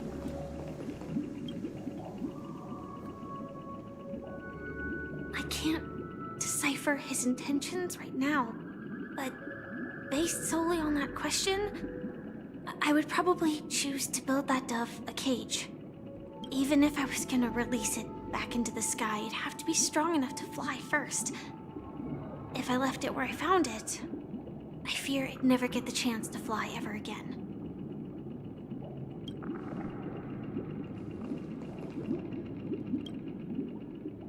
It looks like he really has no intention of imprisoning us. If it's just a quiz, I suppose it's fine to humor him. Back to the question. I would personally choose to build the little Charmony dove a cage. No special reason.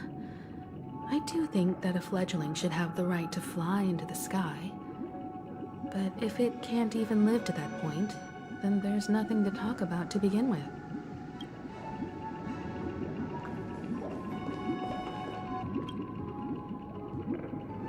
That guy just casually throws this kind of question at us? What exactly is his deal? But fine, I'll answer, I guess. If it were me, I guess I'd choose to build a cage for the little Charmony dove. You sure are all in harmony. After all, leaving it there, it's bound to get hurt by wild animals or something. And that'd just be too sad. It also just extends its suffering. It's for the same outcome.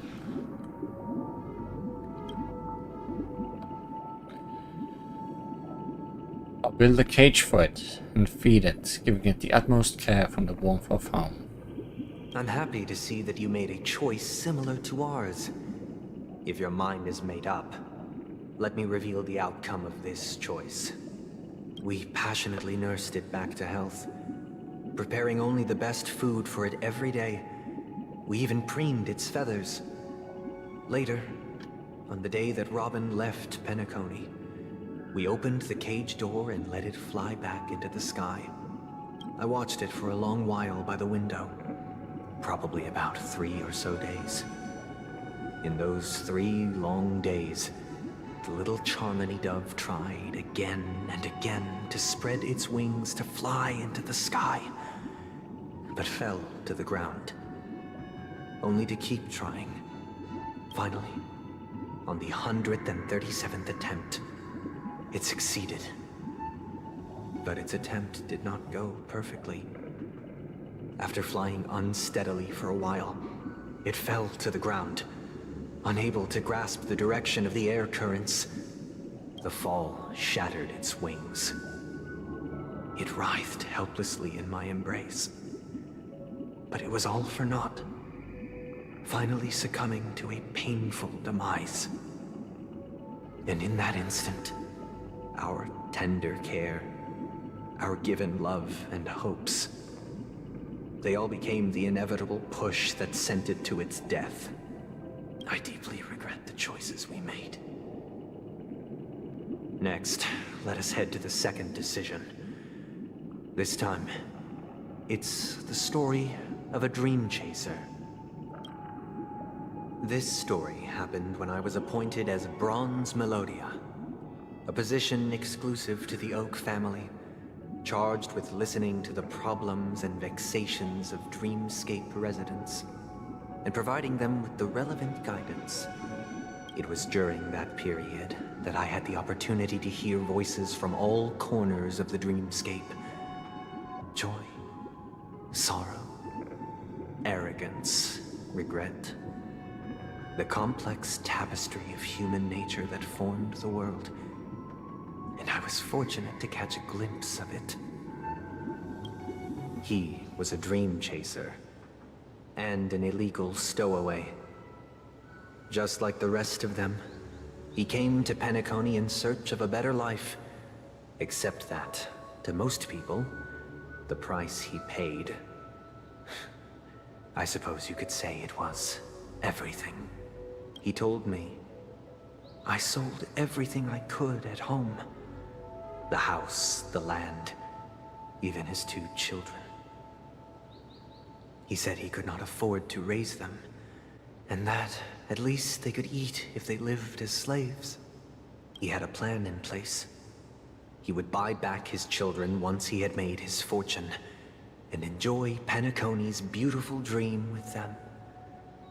Alas, his plan to smuggle himself was somewhat clumsy, and he was sniffed out by those pig-headed hounds. After hearing the Dream Chaser's story, I immediately appealed to the Bloodhound family to cease their pursuit. That way, at least he could live peacefully. But I was still too naive to the ways of the world. I did not anticipate that what I thought was a kind gesture would later lead to dire consequences. I'll tell you the outcome soon. For now, I'd like you all to make a choice. Will you do as I did, and try to convince the Bloodhound family to stop their pursuit, so that the Dream Chaser may live peacefully and realize his wishes? Or will you remain silent, leaving him to languish while the hounds are hot on his heels, until his inevitable judgment arrives? I look forward to everyone's decisions. Who knows? Perhaps they might even alter the outcome of this tragedy. This time I think I'm not going the Sunday way. But what do the others think? This question... Surely it has some connection to the baby bird story. And this connection is precisely the breakthrough Sunday aims to use to persuade us. I'd probably choose to ask the Bloodhounds to cease their pursuit.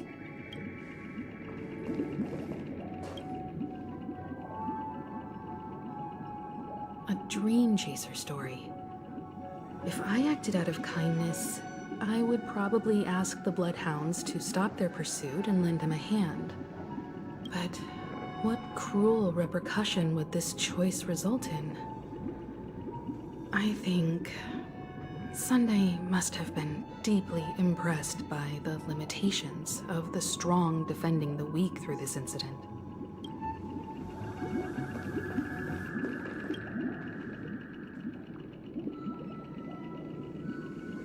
It seems illegal stowaways are really quite common on Penacony. But that guy in the story, I don't think he deserves any sympathy at all. He sold his kids to chase a dream. Even if he intended to go back for them, it's still insanely irresponsible. I'm with you on that much. With that thought, there's only one choice. Let the Bloodhound send him back home. This person deserves to be punished.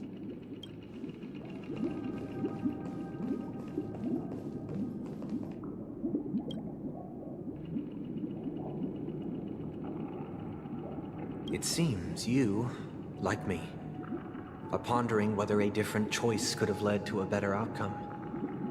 Sadly, his fate would only be more tragic. Say he never gets caught. He would only die from delirium. The methods with which illegal stowaways enter dreams are unorthodox, not flawless like the hotels. Living in the dreamscape would be a mere pipe dream. Should he be apprehended? Could the hounds afford to turn a blind eye? The answer is a definitive no. They couldn't bear the resulting consequences, and thus wouldn't dare extend a helping hand. As to your choice, I once again offer my heartfelt apologies. Next comes the third and final decision. And the story this time is my own. I mean, they all were kinda young. But go ahead. This story happened the day I was appointed the Oak family head.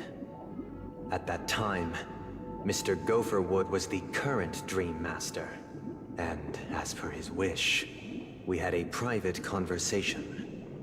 What surprised me was that the Dream Master had only come to deliver a letter to me. He let me read its contents, and it was a letter from my sister. The letter contained the usual pleasantries, anecdotes from her travels, nothing out of the ordinary. Just as I started wondering how this letter related to our discussion, the Dream Master began to speak. Do you know who wrote this letter? My sister, of course.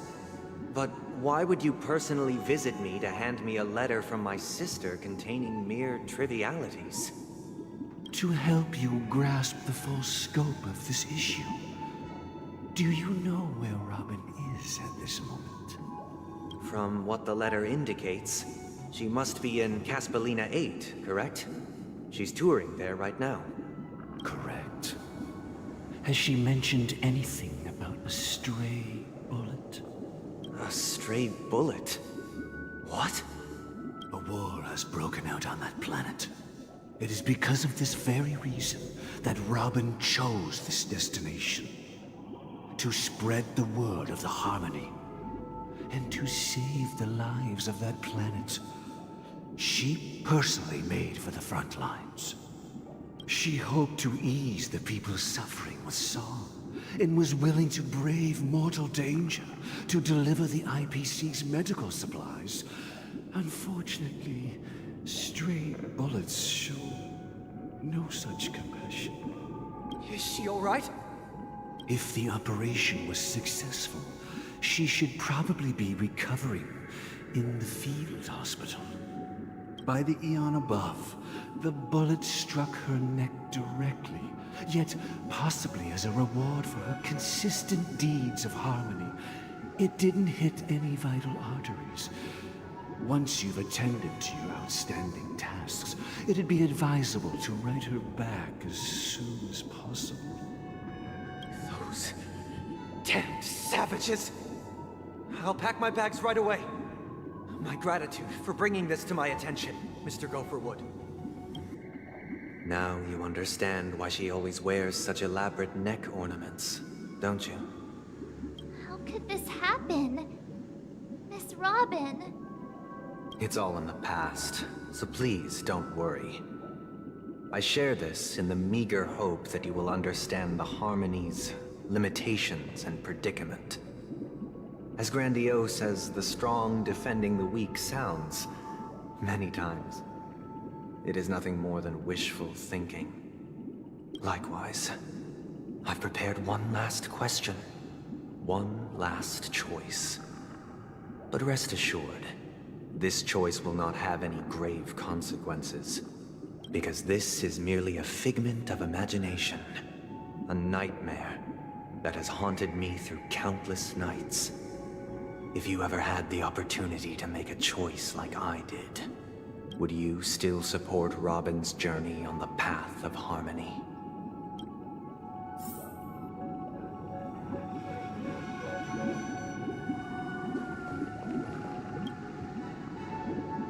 I often feel like I've dreamt of similar scenes on certain nights. In the dream, I see blurry faces. I don't know who they are, but I sympathize with all of them, fighting for survival against some unfathomable force. Their confusion and fear are lucid to me, but I also remember they chose never to give up. Just like Miss Robin. If Mr. Sunday's question leaves you puzzled, you should find the answer from your own experiences. With each trailblaze, dangers and tribulations will surely follow. But would you ever back away? Would you stop March and Don Hung from reaching their next destination? I believe you have an answer of your own in your heart. Yeah, this one's not difficult. Or is it, Firefly? Miss Robin's courage is admirable. And here I was thinking she was just another superstar celebrity. But the fact that she's also Mr. Sunday's younger sister? No, I doubt he'd wish harm on his own flesh and blood, no matter how grand the ambition.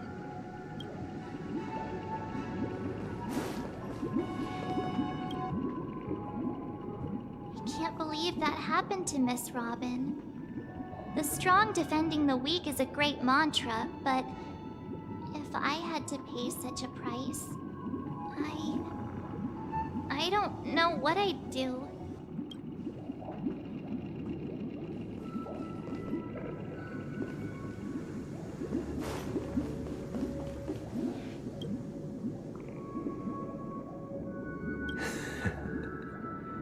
I see. I am now aware of everyone's stances. Raising these questions merely serves to illustrate one point. The plight of Penacony cannot be salvaged by the harmony. The true foundation for a sweet dream paradise can only be established through the order where the strong govern the weak.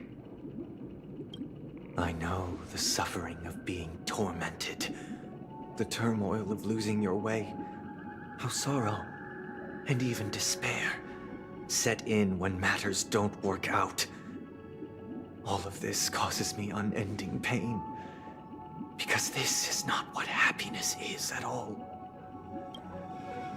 We must teach the weak how to live a happy life. And this life isn't some noble propriety that the upper crust preaches, but in definitive terms, a way of survival that belongs to everyone. So what is your definition of living a happy life?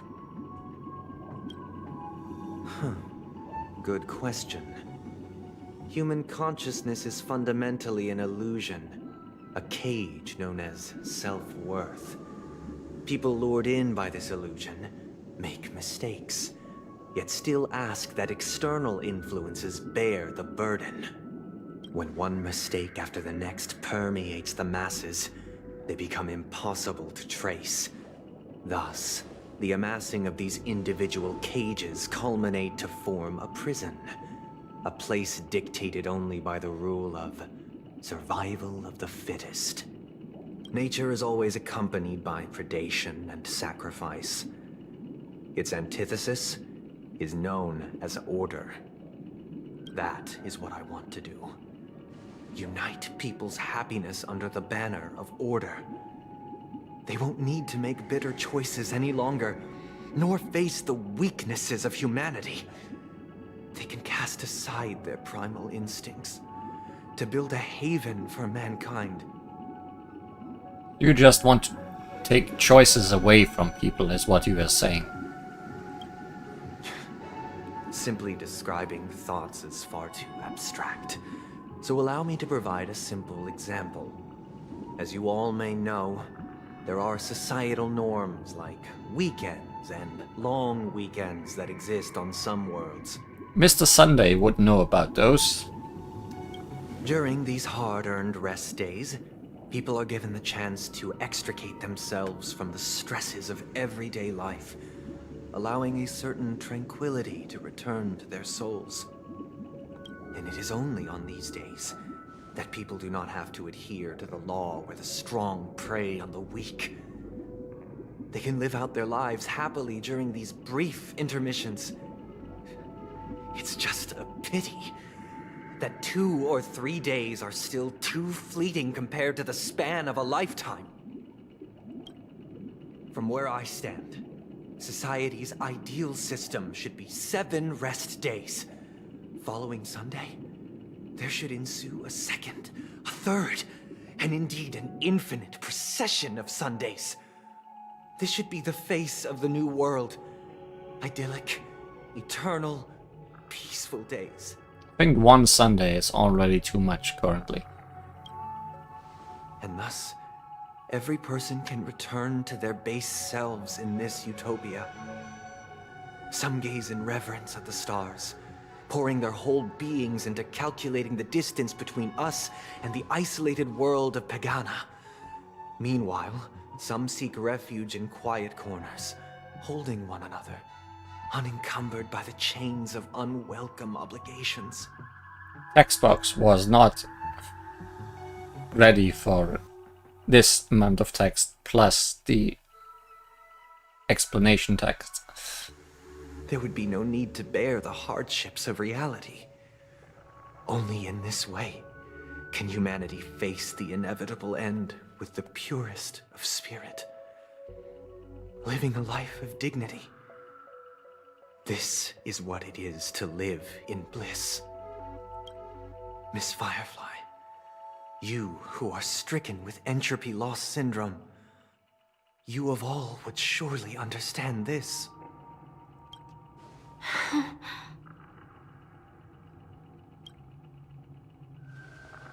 It sounds like a flawless theory.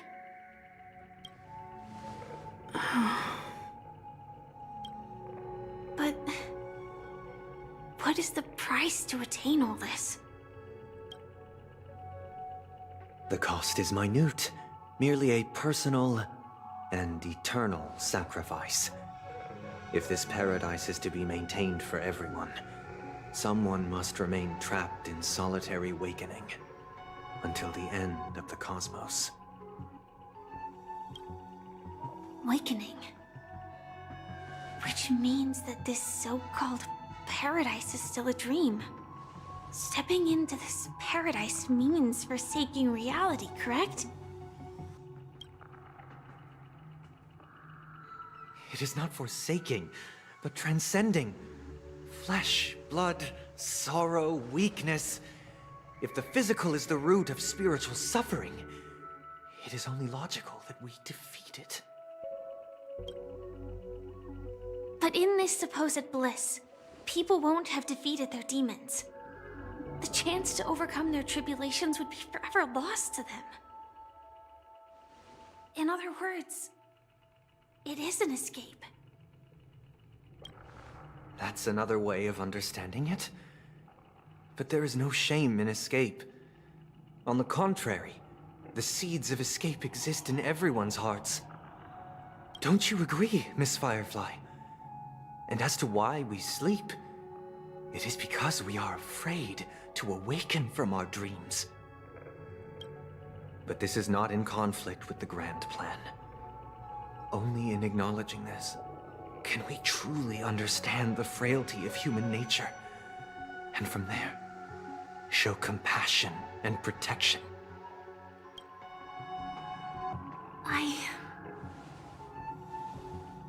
I admit that you are a born leader. Your perspective on humanity brims with pessimism. Yet you express compassion for all, even when your heart pities them. But unlike you, I live for the self. From my perspective, individuals making choices for themselves is their birthright. The want to escape may be innate in the weak. But whether they are weak or not, it is not up to another to decide. Perhaps in your mind, you also view me as weak?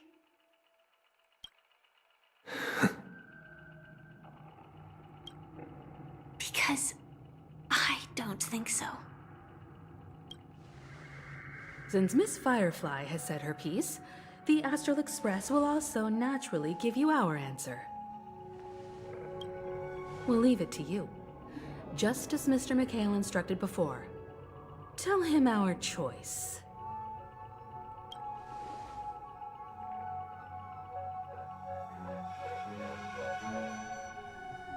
Not long ago. What is this place?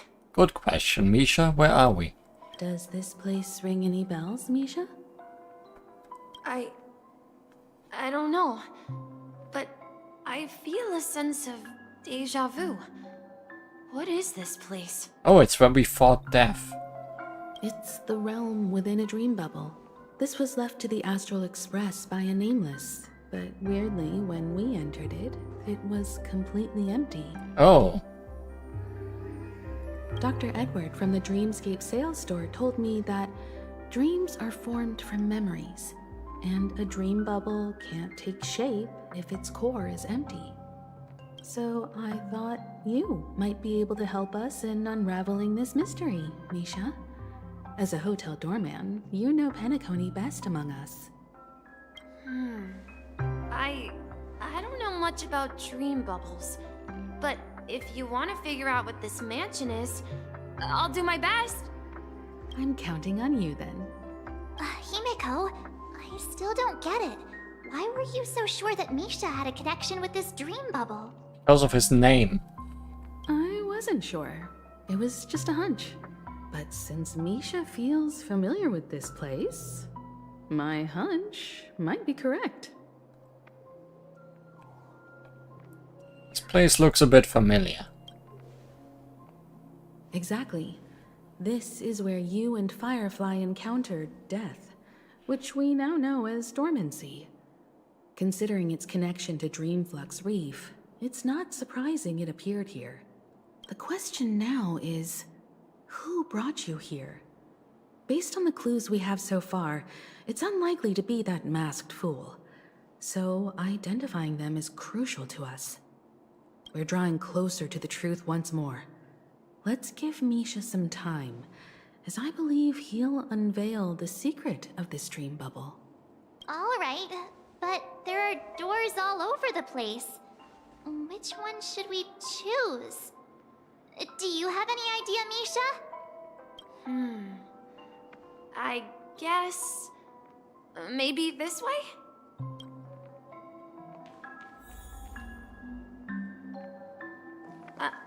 I'm not entirely sure, but... let's give it a try.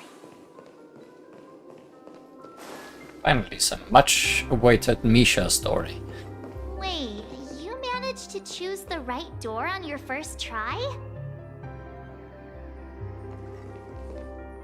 Weird. This place is quite different from the hotel.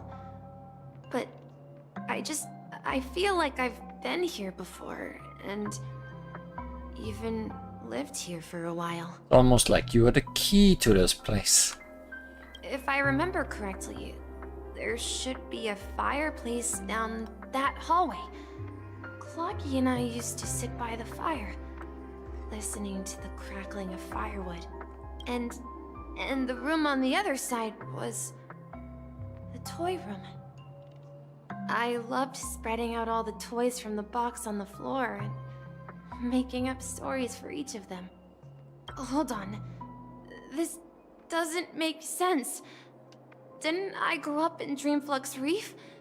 So, what is this place? This could be a case of amnesia.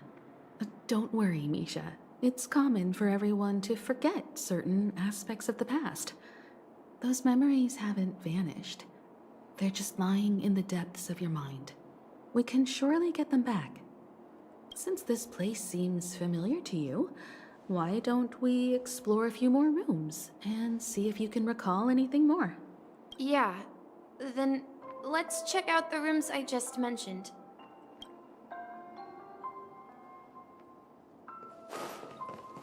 In the order you mentioned. Mikhail, that's the name. Now we all know him as the Watchmaker. So, who is he talking to? Do you know anything about it, Misha? I'm sorry, I don't know much about the Watchmaker. But, Mikhail... Anything special about that name? Mikhail is Grandpa's name. Oh. Grandpa? Do you mean you're the Watchmaker's grandson? But we haven't heard anything about the Watchmaker having descendants. And the name Mikhail is not rare. Perhaps it's merely a coincidence. Could you tell us more about your grandpa, Mikhail? Yeah, sure. He was a seafarer who fearlessly ventured into mysterious seas and storms. He was always on the sea and had lots of friends who accompanied him on his travels. He didn't want me to call him Grandpa because that would make him sound old. He believed he was still young. The name Mikhail was given to him by his parents, Mihaly and Elise, both renowned seafarers. Every time he came back, he'd share his logbook with me and tell me about his adventures at sea. I want to become a great adventurer, just like him. The sea and space aren't not so different. It appears that the seafarer has nothing to do with the Watchmaker. So, perhaps it's just a coincidence? And the boat and the train are also not that. So, where is your grandpa now? He went off on a new journey, and it's been quite a while since I last saw him. So, where has Clocky gone? Did he leave to protect Dreamville?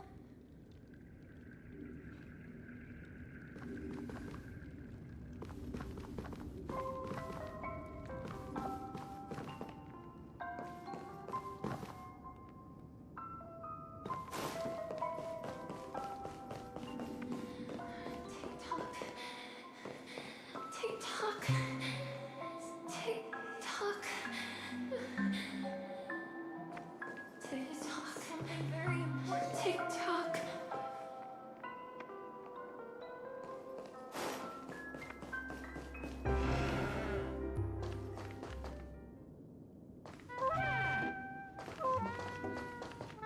I heard some noises from the room.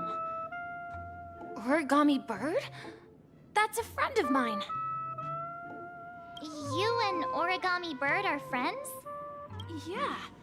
It's a member of the Compass crew, just like Clocky and Miss Mirror. And there's more than just one Origami Bird. They are a big family with lots of brothers and sisters who look the same. They follow Miss Mirror's orders and handle all sorts of jobs on the ship. They're the best sailors. Sailors? Can Origami Birds be sailors? Could you tell us more about the compass, Misha? The Compass is a ship bound for the New World. Clocky and his partners travel through layers of fog to the depths of the sea. Whenever there is danger, Clocky will use a compass and guide the ship in the right direction. That's a great story. But in the Penacony cartoon, Clocky and his partners have always lived in Dreamville and never ventured out, right? Huh? Oh, that does seem to be the case. Weird. I clearly remember Clocky arrived in the New World in the end. Perhaps Clocky has a hidden past. I think I hear the sound of water. You once mentioned there's a magnificent fountain up ahead.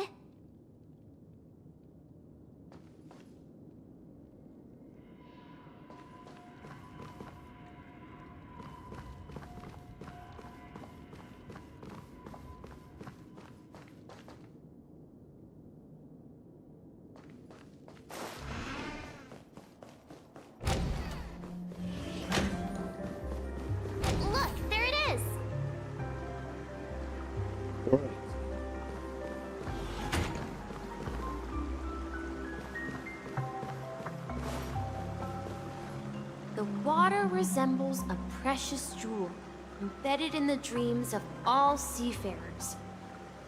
Every time I gaze at the shimmering lights beneath the waves, it feels as though I'm back in this place, standing by your side. Have you recalled anything, Misha? Yeah, I saw these sentences in Grandpa's logbook. He used to say that despite the perils of the sea, whenever he stood on the deck in the afternoon, overlooking the sparkling waves, he would think of this fountain in front of his house. He often said that those moments felt like returning to his family's side, and the difficulties at sea didn't seem quite as challenging. You know, I quite understand such sentiments. Don't sigh, or you'll start getting grey hair. Like me. Hey, don't tease! I was just being a bit sentimental. Perhaps every adventurer far from home carries a fountain within their soul. Even though the other side of the sea remains shrouded in the unknown, the fountain in front of his house serves as a compass, leading him back to his cherished ones. Yeah, while Grandpa was at home, we would stand by the fountain and place the compass, a toy boat that I made, into the pool.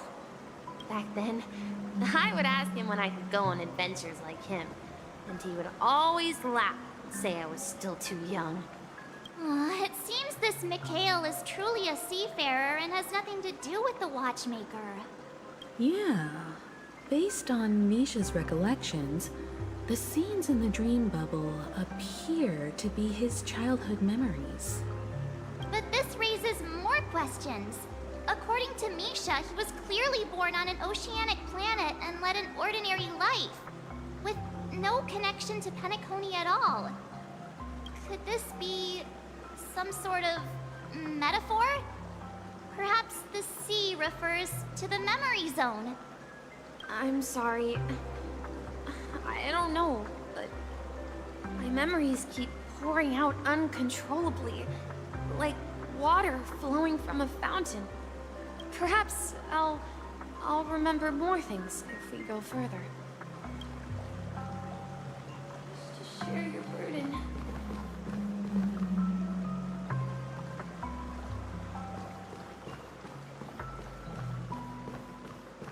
We're going to the opposite side, right? No, we should turn left here.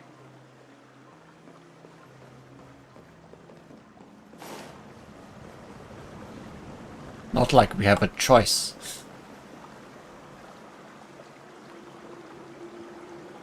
Is it something very important? It probably is.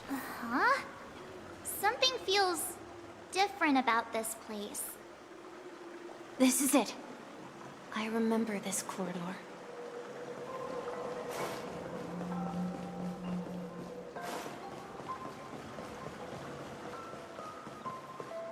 I want to go too.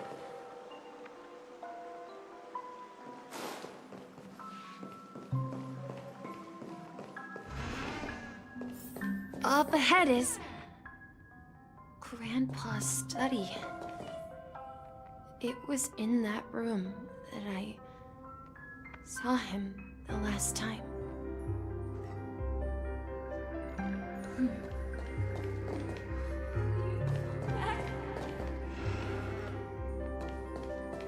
Captain, listen! We're still heading in the correct direction!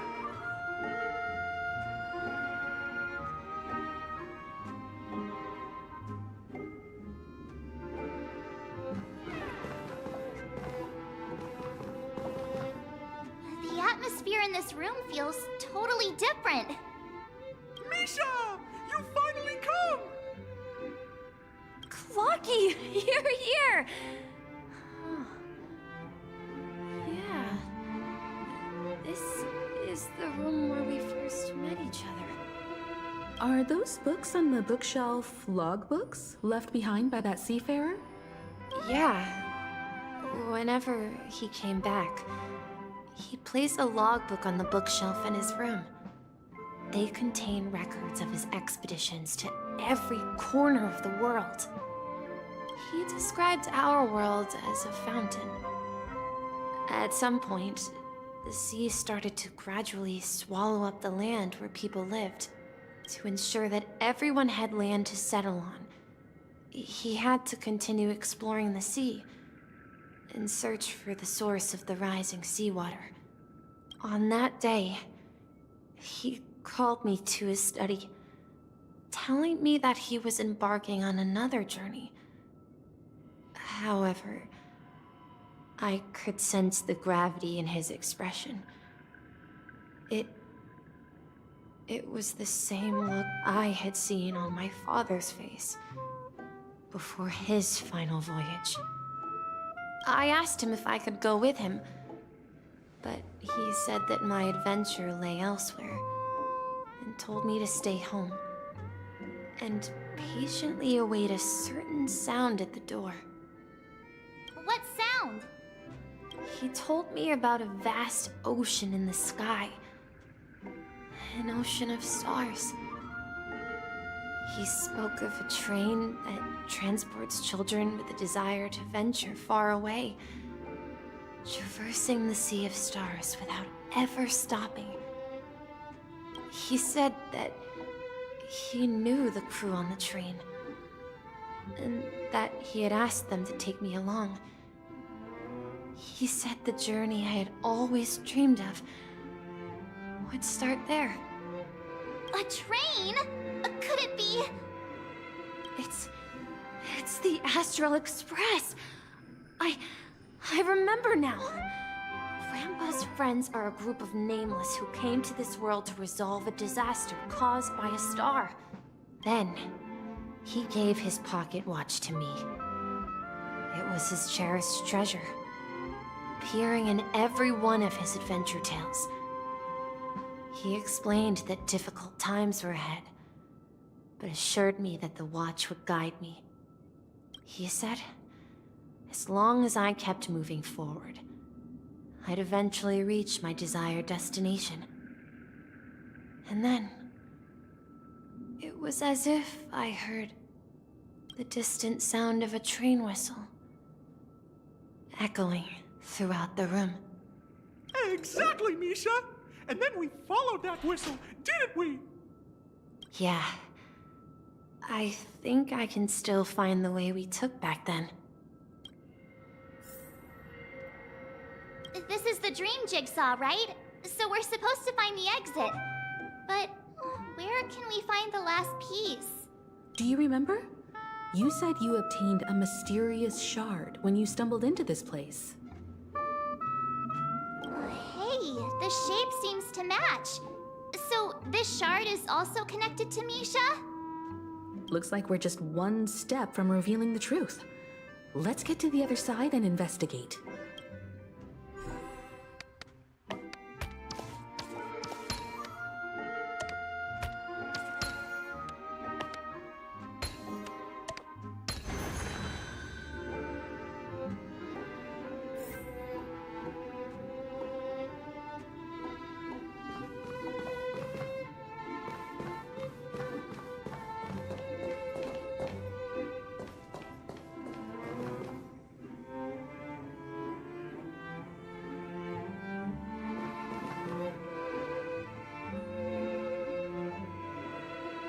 Be funny if we actually take Misha with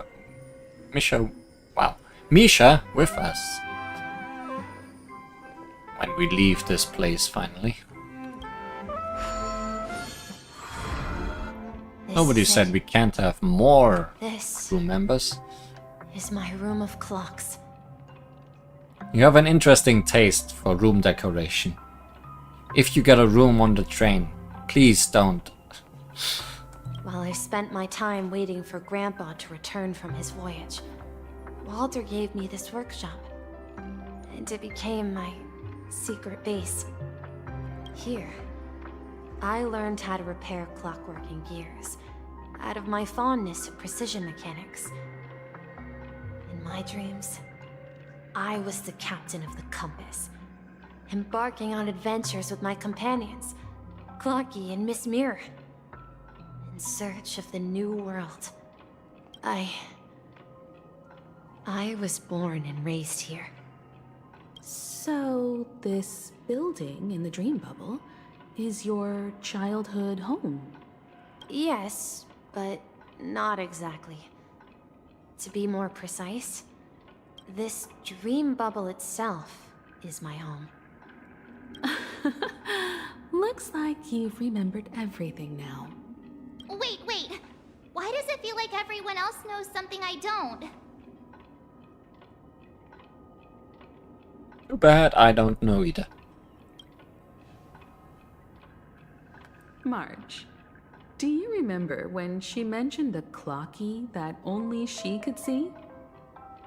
Yeah, the little guy here, right? But we all saw him in Dreamflux Reef, right? And Mr. Yang even greeted him. Looks like everyone on the Astral Express has a childlike spirit.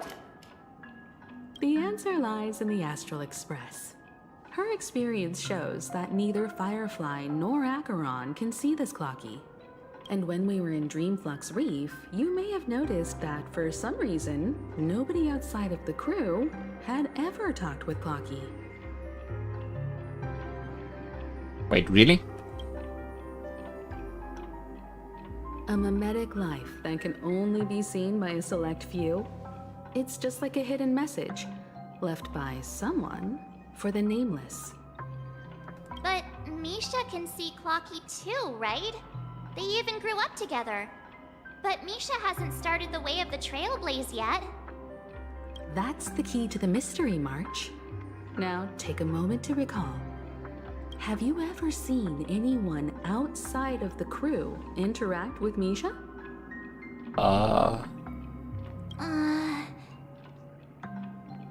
Wait. No way! That's the answer, March 7th. This dream bubble is the place where I was born. And I'm a dweller in this dream. Just like a memory zone meme. I should have stayed here and waited for you. But when reality and memories merged, I unconsciously pushed open that door and left the bubble with Clocky. So it's not that the Watchmaker's dream bubble is empty, but rather the stuff inside ran away? And the whistle you heard was the sound of the Express arriving at Penacony? That's one way to see it, but I believe there's a longer story behind all this. It's best for Misha himself to explain all the details. How about we start with your name? Now, should we call you Misha, or...? Thank you all for helping me rediscover my true self. Now, please allow me to reintroduce myself. Mikhail, the Watchmaker. I was born on Lushaka, in the Presmere system. Adopted by seafarers Mikhail and Char. They gave me a treasure. A name that carried their hopes. Mikhail Char Legwork. Or simply, Misha.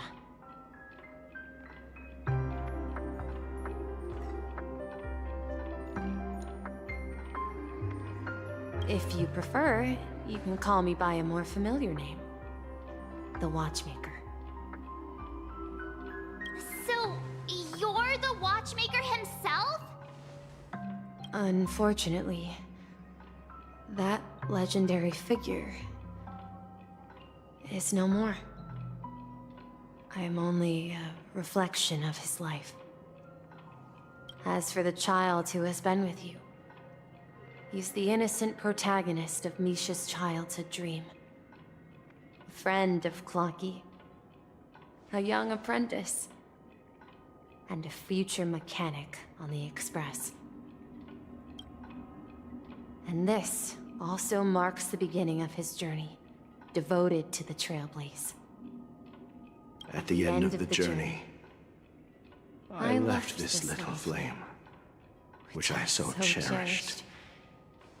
In my deepest dreams, hoping to pass it on to the nameless of future generations. However, he somehow left the dream bubble and forgot all about his task. I apologize for all the confusion this caused. Because he was born with a desire to trailblaze, wasn't he? I don't think Misha has forgotten his role as a guide. He remembered it, and that's why he mistakenly appeared as a hotel doorman in her dream from the very beginning. The one who brought our unconscious friend here must have been Misha.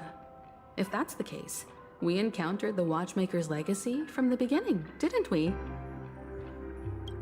Well, I have a sarcastic friend who says I always take big detours and end up back where I started. Perhaps that's what every nameless has to go through. But in the end, you found me. I'm sure you're all wondering what my legacy is. I believe my hound has mentioned the Stellaron and my wealth. If I may apologize, the Stellaron part is real. As for my wealth, however, it's nothing more than a baseless rumor. I left my homeland as a child and embarked on the journey of Trailblaze. I traveled to various planets until finally reaching Asdana, where my friends and I built the original Penacony and fought for its future ever since. I've been moving forward all my life, doing what I could to overcome the obstacles in my path. But ultimately, my journey reached its end, and I left behind no possessions worth entrusting.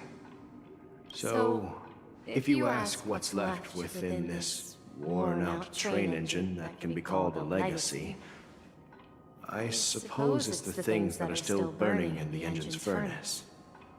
Now that you're well aware of the current situation of Penacony, I certainly hope that you'll help me get this world back on track.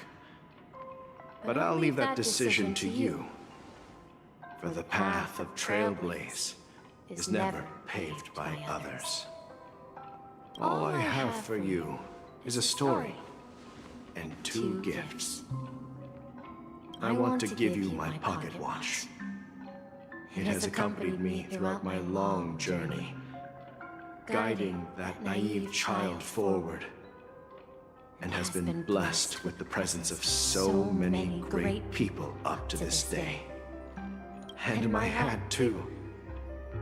The one who navigated for me placed it on my head and planted a fanciful thought in my mind. The trailblazing expedition will never end. Yay, we got a hat. Now, it's time for you to make your choice. Once you've made up your mind, open that door and enter the long dream of an old man.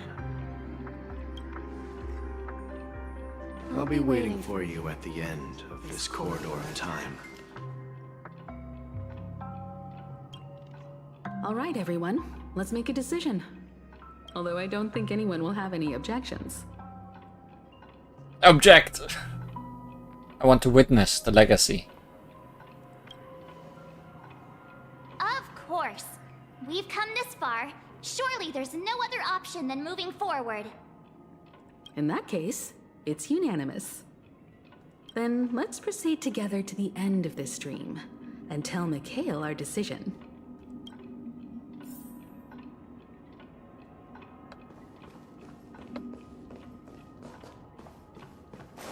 I'm glad we figured that out before it was revealed. Even if only by the name's coincidence. Mikhail, where are you going? Someone has to step up and save Lushaka. So why can't it be me, Misha? That name was kind of a spoiler if you understand that nickname, which I doubt many do.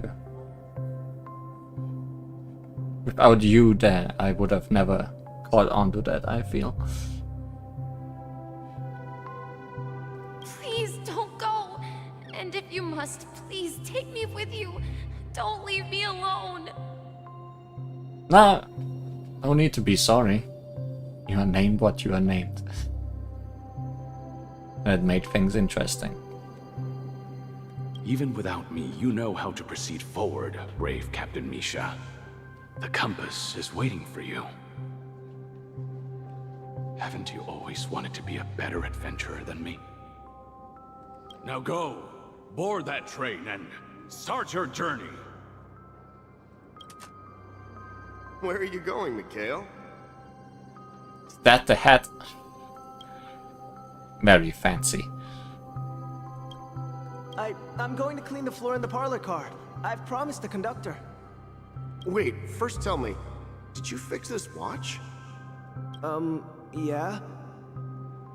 I know what it looked like before. Its chain was broken, the back case torn, and the marks on the dial all worn out. How did you manage to fix it? Well, it's hard to explain, but I knew it could be fixed. It's the hands, Mr. Amundsen. Its hands were intact and pointing in the right direction, so I knew there would be a way to fix the rest. I see. You'll work with me from now on. Haven't you always wanted to tinker with this train? You're its mechanic now. As for the conductor, I'll do the talking. But I only know how to fix watches. Don't worry. You've got what it takes. I'll teach you what you need to know. Where are you going, legwork? It's time to head to our next stop.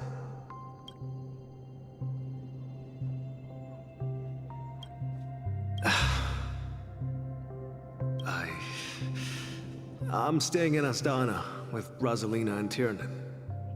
I see. This place reminds you of home. The people of Astana have only achieved a tiny victory and still have a long way to go towards true freedom. Hanunu needs us. Don't worry, not all journeys lead to the stars. Even if I leave the Express, our path of Trailblaze will continue. Yeah.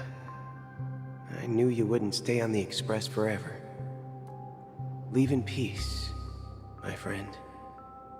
And, take this with you. This is Mr. Amundsen's hat. But why? When he departed, he said he would leave it to his best student. Well, I suppose the time has come. Farewell, legwork. Take care of Tiernan and Rosalina. And don't forget to write to us. Where are you going, watchmaker? Don't worry, Micah. Just going on a little trip. Someone has to be at the forefront of the interstellar frontier, and I'm the only former Nameless in Penacony. So why can't it be me? Because you're all we have! Have you forgotten about Tiernan? The cosmos is way more dangerous now. What will happen to Penacony if we lose you too? But what will happen to Penacony if we don't find a way out? Ah, Tiernan. How could I ever forget him? I've spent countless sleepless nights asking myself why I didn't go with him back then. We Nameless won't stop. Don't worry, Micah. It's just a matter of getting back to my old profession. Just wait for me to come back. But if, and it's a big if. I really wish, unless there is significance to it, they would have found a consensus on how to say Mika or Micah. If I don't come back in one piece, then you'll become the next watchmaker. Where are you going, old man?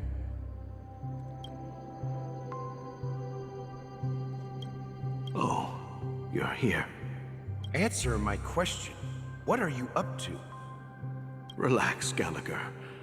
I just came up with a great idea. Wanna hear it? Oh, come on! Aren't all your ideas just ways to get yourself killed? I may be blunt here, but you're the last remaining hero in Penacony. If you die too, the secret of the Stellaron will go to the grave with you. Yes, I'm afraid there's no way out in Penacony, so I'll have to consider alternatives beyond Asdana. We'll organize a festival using the Watchmaker's legacy as a facade, and send invitations to the entire cosmos to gather people here. So, a desperate struggle against the family? Desperate? Don't we have you here, my friend? This task is challenging, but what hasn't been challenging for us along the way? Well, whatever you do, remember, make sure to send an invitation to the Astral Express. Misha! Where are you going?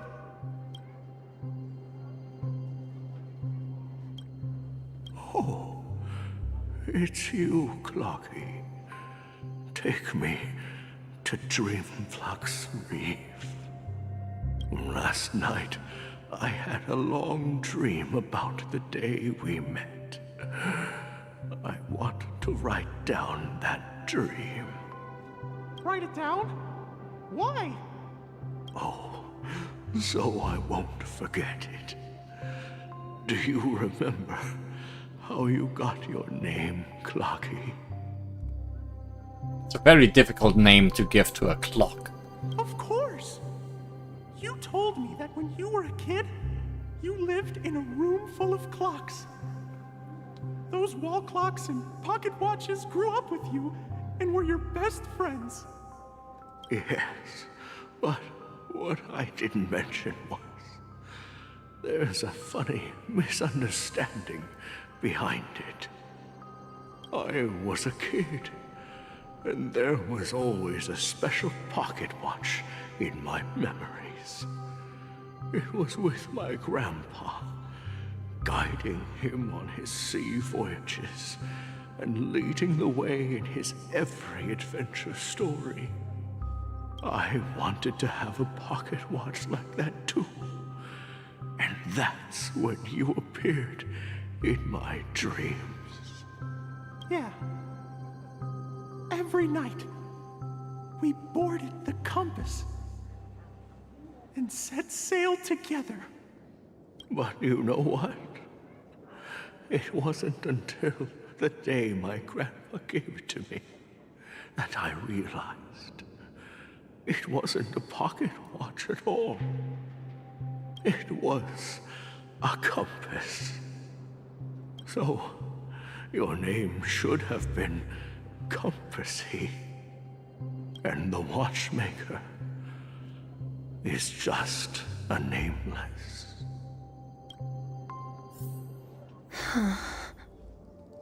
We've arrived at Dreamflux Reef. So, where to next? You know, Clocky, I don't think I'll be going anywhere else.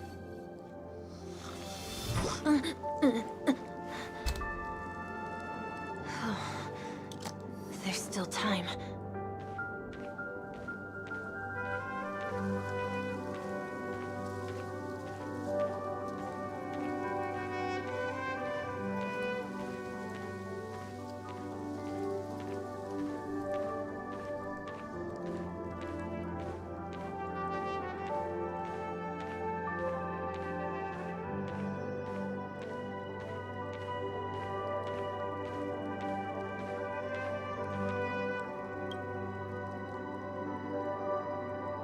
I've traveled far enough.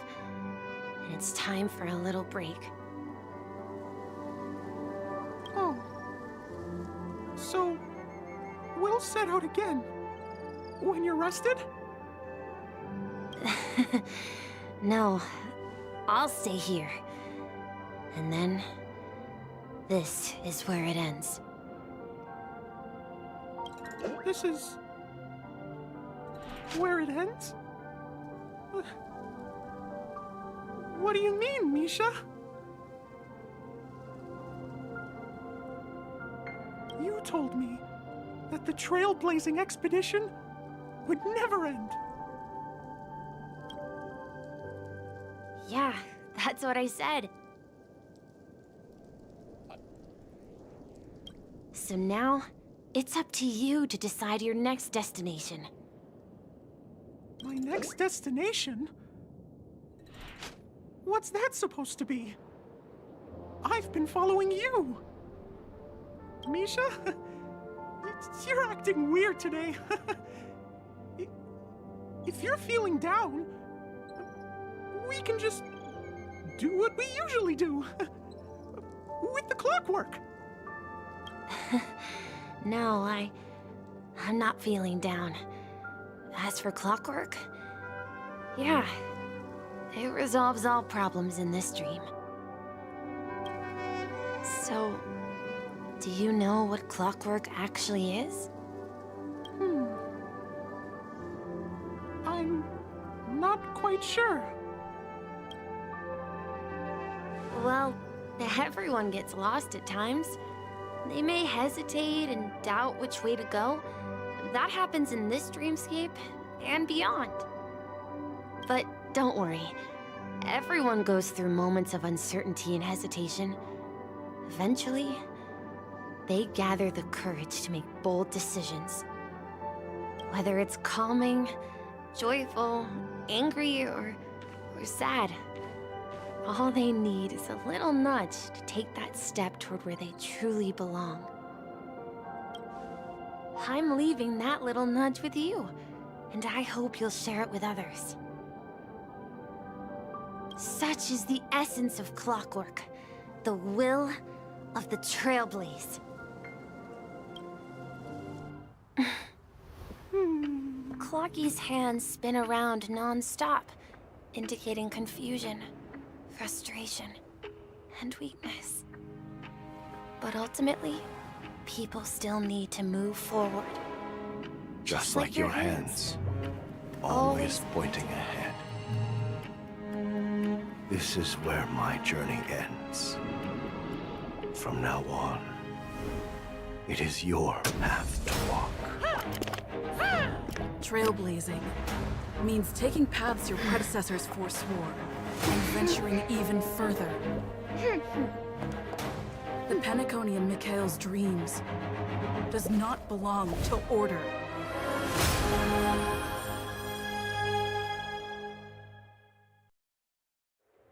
We got a hat. Puzzling, isn't it, Sunday? I can't believe that Eon would cast a glance at Penacony at a time like this. Is it because of the resonance from the legacy of the Trailblaze? Or perhaps the bond between you is so strong that it even impresses an Eon? We lost the hat. Well, there might be another possibility. Perhaps they want to witness, on behalf of the fallen Eons, who will hold the future of Penacony. If that's the case, on behalf of the Dream Master of Penacony and the 107,336 members of the Oak family, I'm extending a formal invitation to all of you. I'm cordially inviting you all to the Penacony Grand Theater to participate in the upcoming Charmony Festival. And, of course, you won't be in the audience, but on center stage. Since the future of the Stellaron, Penacony, and even the entire cosmos is at stake, let's draw a conclusion there, in all fairness. If you truly believe in Akavili's path, then show me their courage and determination.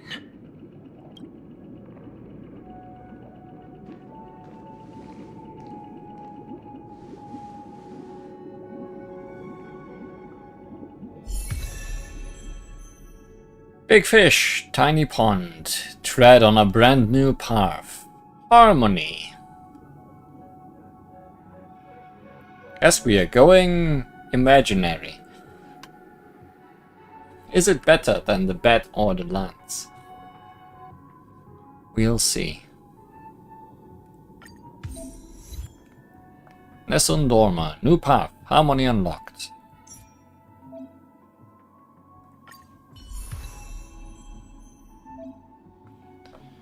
Can trial the current path here.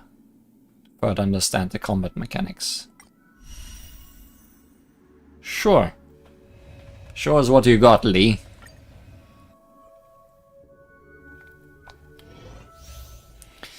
Lee, Harmony. Increases the break effect of all allies. Causes additional break damage when allies attack enemies that are weakness broken. So, with a Harmony character, probably not damage focused. And again, the previous Lee was defense focused.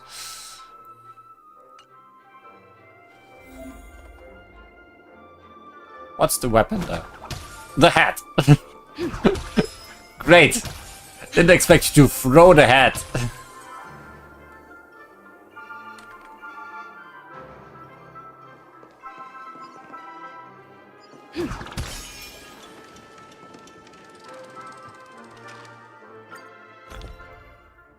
Let's look what we've got. Basic attack deals minor imaginary damage to a single enemy. Swinging dance etiquette. Skill, half time to make it rain. Deal minor imaginary damage to a single enemy target with 5 bounces in total. Oh good, it bounces. The hat bounces. Talent, full-on aerial dance. The Trailblazer regenerates energy when an enemy's target's weakness is broken. That's good. The technique, now, I am the band. At the start of the next battle, increases all allies' break effect. She's all about break effect. All-out Footlight Parade. Ultimate, grants all allies the backup dancer effect. Crazy.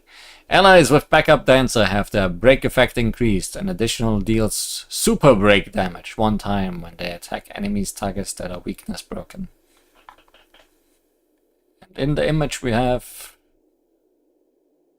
all kinds of people.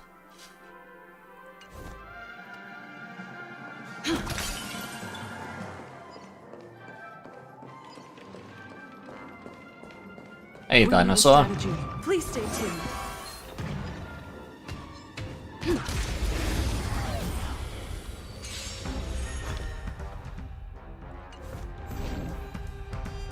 Time to test our rapport. Oh good, she actually wears the hat. Let's improvise. Enemy targets detected. Inputting commands. Whoa.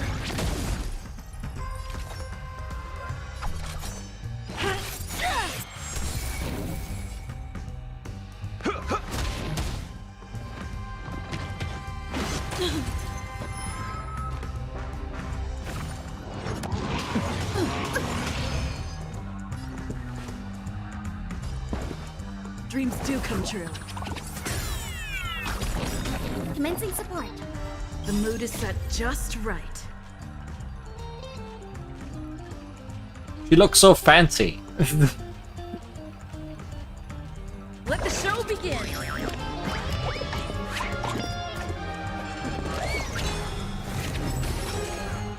Incredible. Enough. It's time.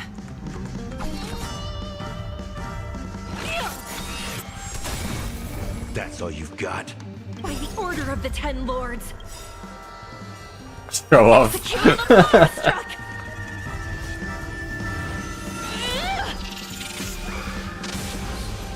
Enemy data secured. Net markers activated. Time for a good old counterattack.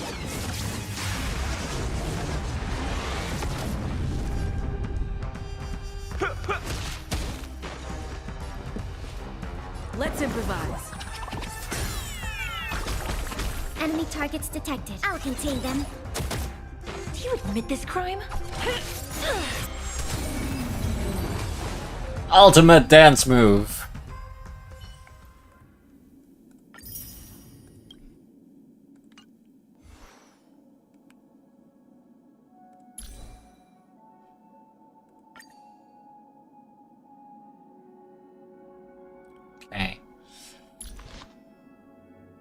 You won't be equipped well for now.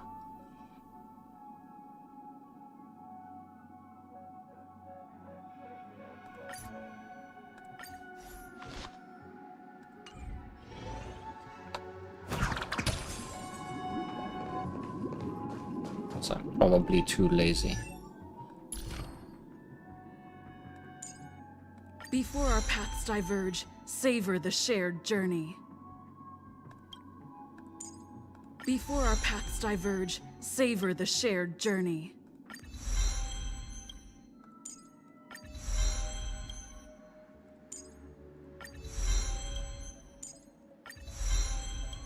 Let's upgrade her a little bit, considering.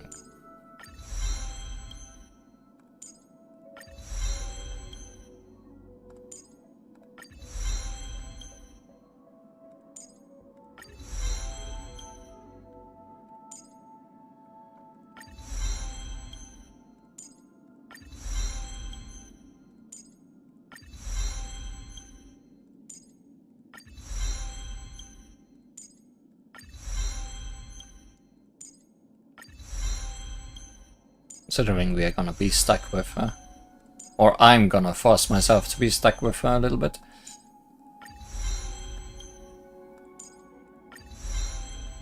I'm assuming she does not need basic attack.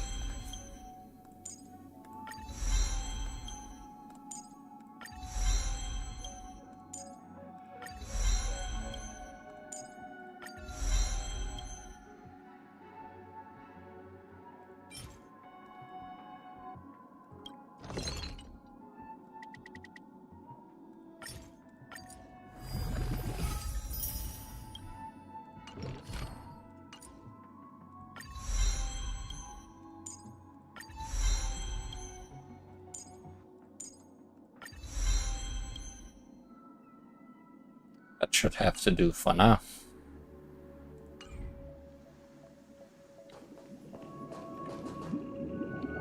Does that mean he wants to fight us during the Charmony Festival? Sure sounds like it. I'm afraid so.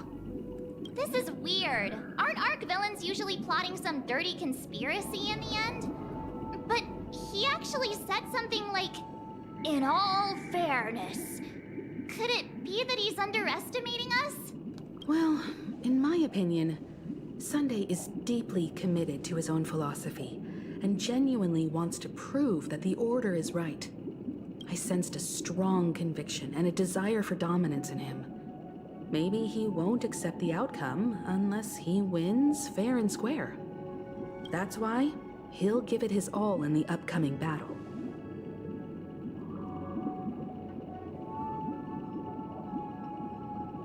Keep evil, why so nice?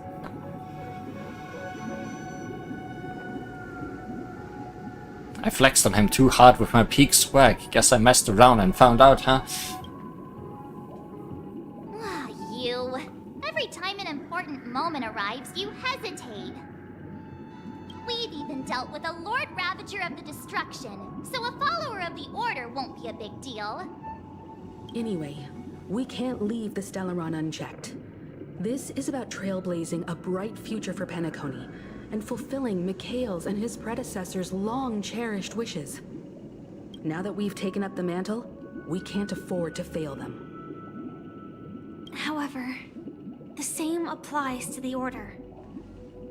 Their plan didn't materialize overnight, and they have the profound collective consciousness of the planet of festivities behind them. A desire to dream, to slumber and escape reality.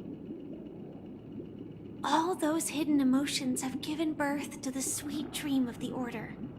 They've harnessed the will of an entire planet to create an Eon. This confrontation is far more complicated than a simple power struggle. To secure Penacony's future, fighting on the stage alone is not enough. What do you mean? Are you not coming with us? I believe Firefly is trying to say that she's heading off to another battle. Mm-hmm.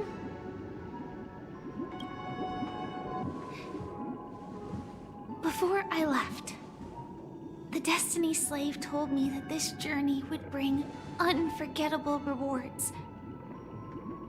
Even though the script he gave me only had a few lines, I couldn't ignore them.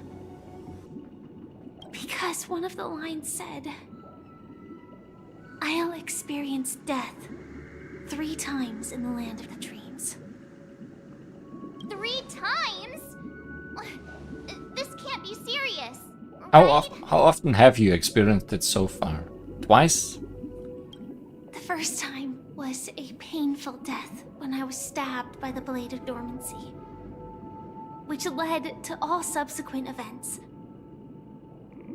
The script will always come true, but in a way that will only be revealed when that page is turned. So now I've understood the meaning of my second death. And I am prepared to face it. If all goes well, my efforts will provide crucial support for you. Okay, so you only died once so far. Now ready for the second. But at least knowing that you will die a third time means you will get better after the second time as well. Only by achieving victory in this battle can we secure a future for Penacony. And only then, my third and final death won't come true in the most terrible form. The most terrible form? Does that mean... The true death. Where everyone in Penacony loses themselves completely in the eternal sweet dream of the Order. We must do everything we can to prevent that. Have you made up your mind, Firefly? Yes. Otherwise, I wouldn't be here. Thank you again for your assistance for the Astral Express. May we meet again, in reality. Yeah. Farewell, everyone. May your trailblazing expedition never end.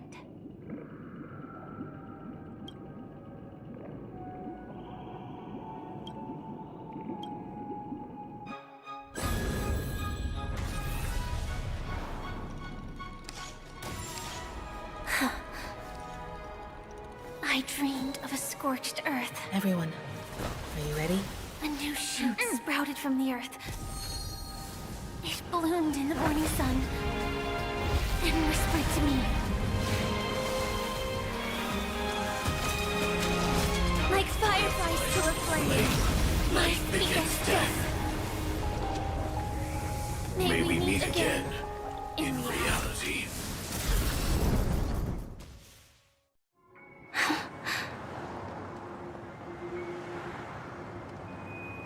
After today, Japella's name will disappear from cosmic history, and the Everflame Mansion will take its place. In the not-too-distant future, you'll receive an invitation. Now that was a handshake, yes. But is it cooler than just putting on a hat?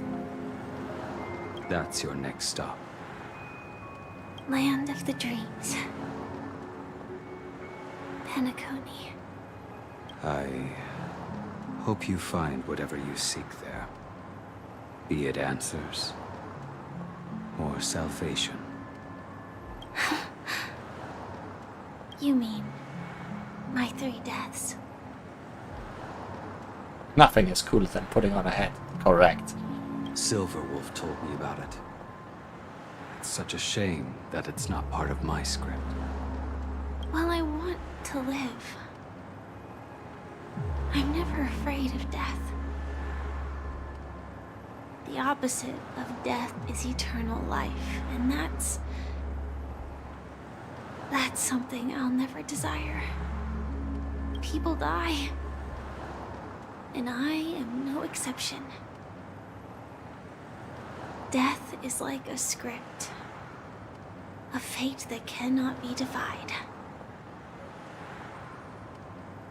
But that's exactly why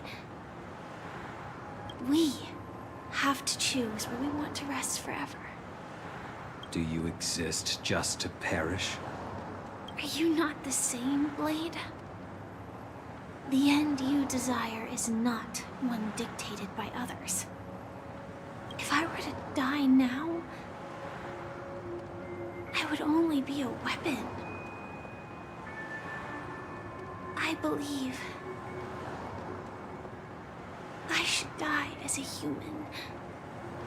Though its definition escapes me, isn't this the answer that ordinary people look for their whole lives? A name that can be carved onto their tombstone.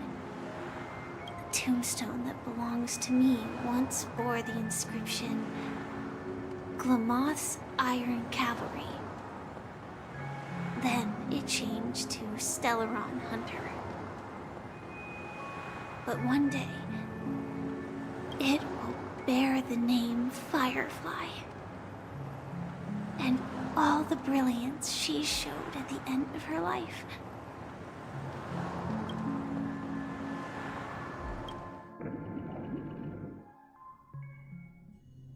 In the meantime... That's quite unexpected, old man. Who would have thought your crazy plan would actually work? Do all you nameless fools just act on a whim? Yep. I can sense that this false sweet dream is coming to an end. The nameless may be young, but they had the ability to achieve this goal. Just like you did in your time. It's a shame you won't be able to see it firsthand. Maybe I won't either. Once something fictional is seen through, it ceases to exist. Yeah, not just those nameless. Even Mr. Wings is just like you. Stubborn, won't listen or give up, no matter what. Well, fate is unpredictable, I guess. If we weren't bound by those cursed paths, maybe we could have had some good talks. We never got a chance to pick up the bird that is beside this chair. But in the end, we managed to do it. And now we can find solace. Remember how those idiots cursed us? They said, "Go to hell, you worthless traitors." Well, I don't know if they really meant it, but if longing for freedom means going to hell, then I'll be joining you soon, you fool. Let's get together and have supper again in hell. Oh, I almost forgot. There's one more thing. Here's to you. A glass of hello and goodbye, Trailblazer. To the imperfect tomorrow.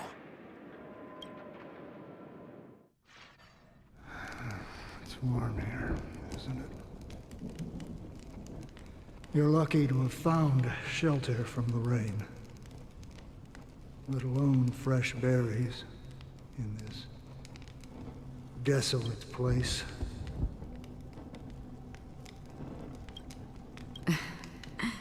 I was just following the scent of life. It's particularly strong in a place like this. It's a shame these berries don't have much flavor.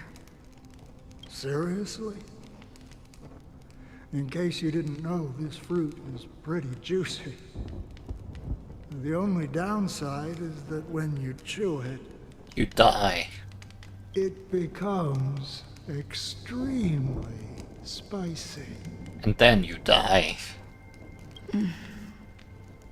Have you lost your sense of taste? I can still taste certain things, like a faint sweetness. Before coming here, I stopped by a place called Orkron. It had barren cliffs and nights lit by bonfires. Burgundy snow would fall from the sky, and when it landed on my tongue, it tasted like raspberries. The flavor wasn't exactly sweet, but it left a lasting impression. When I think back on my past, I realize that what's tying everything together isn't the big events, but rather these small yet unforgettable moments. Don't worry about it. Losing oneself is a reality that every self-annihilator must face. At least, I haven't completely lost my senses and memories yet. Well, congratulations on adding another footnote to your journey. By the way, are you always alone? No, I had a companion in Orkron. She's a short, nameless girl who aspired to explore IX. She always said she'd walk a path deeper and farther than Akavilis. Not a nameless.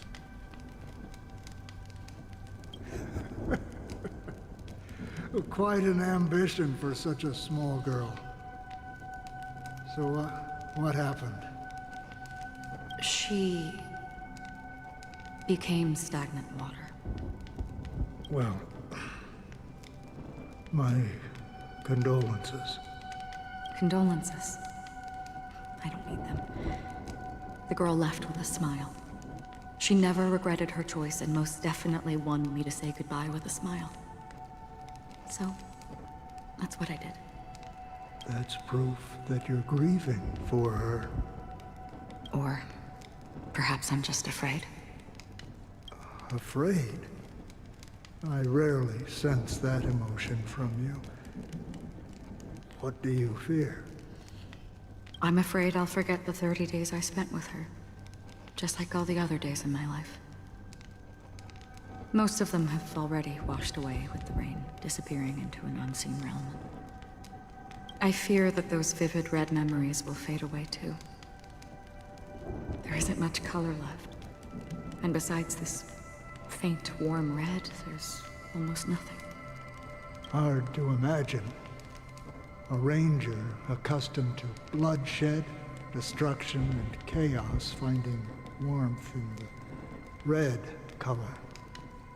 Because I have experienced this warmth many times. Long ago, I promised someone that I'd bring it to more people. And that for every remaining moment of my life, I'd strive for a better ending for all. As long as this red color still lingers, I have a chance to fulfill that promise. It represents a burning fire, a blooming flower, the berries in this cave, and life itself, fleeting yet still dazzling. In the end, it will lead me beyond the horizon of existence. And on the other side, I will cut off nihility. The one blessed by the sleeping and shapeless is considering how to kill them. That's truly pure nihility. But you're right about one thing. After spending so much time near this stagnant water, only when I look at this vibrant red fire do I realize that I'm still alive. When will this rain ever stop? Perhaps when the sorrows of the departed have finally quieted down, the sky will clear up.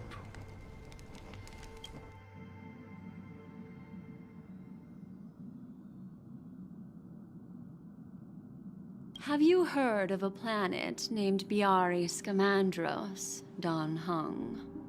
It's one of the Paradise Kingdoms under the influence of the Harmony. A sought-after wonderland for the inhabitants of the Dardanu Major and Minor systems. Half an Amber Era ago, the family held an unprecedented festival there. And after that, everyone on the planet became part of the family. Do you think the same thing will happen on Penacony? Yes. Or how else can we explain it?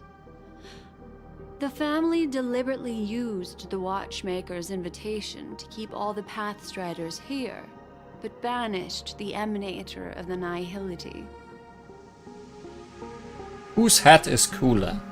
Mine or his? Because of the nihility, I'm rarely affected by the power of other paths, but somehow I can unconsciously infiltrate them. Maybe that's the risk they're trying to avoid. I would disagree. Biari Scamandros is not part of the credit system or connected to the Silver Rail. It's nothing more than a remote civilization sheltered by the Harmony. But Penacony is different. If the family messes with Penacony, that would be like declaring war on almost half of the factions in the cosmos. They have no reason to do that. No, they don't. If they truly serve the Harmony, that is. What do you mean? The path in Penacony is impure. The Harmony here has impurities. Do you remember the ancient swarm disaster? Tazerond, the propagation, brought endless havoc to the universe, and it eventually evolved into a fierce battle among all eons. 2 paths lost their eons in that war, the propagation and the order. Coincidentally, their downfall is related to a certain eon. Shipe, the Harmony. Legend has it that they participated in the crusade against the Imperator Insectorum, and devoured Anna the Order for unknown reasons. Holy forgaroni. So you're saying that the 2 leaderless paths are working behind the scenes? But I don't see any descendants of the propagation in Penacony. Could it be that the remnants of Beyond the Sky Choir are hiding within the family, trying to resurrect a fallen eon? You got it, Danhang. I can't say for sure, but they're definitely planning something for the Charmony Festival. Dude, this is getting way too complicated. Is this why you want us to leave Astana right away? Are you giving up? The Charmony Festival will start soon. There's one thing that I need to confirm no matter what. A warp jump is the best way to do so. Time is running out. I have another plan.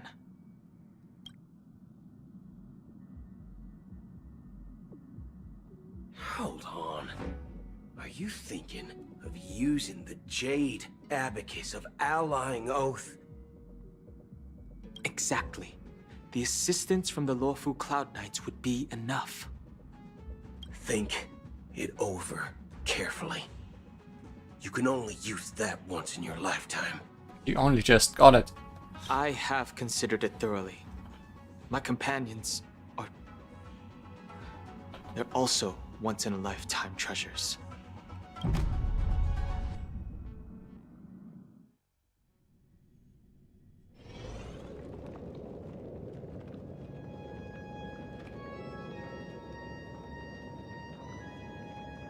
Are you the only one here, my child?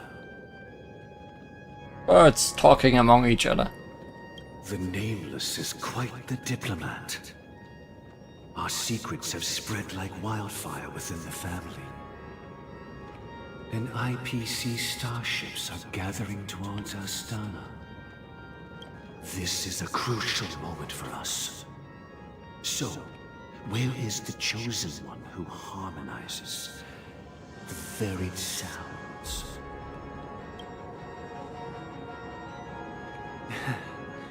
What do you mean, Master? I'm right here in front of you, aren't I? Wait, Sunday, you can sing? You know, she was supposed to be the star of the Charmony Festival in our plan. But the plan has changed. As her brother, I know she doesn't want to sing for the Order. So I'll take her place. I mean, you have a fake Robin around. Surely she could sing for you. You've always been wise beyond your years. I'm sure you understand the consequences of your choice. If you consider this a betrayal, well, there can't be 2 suns in the sky.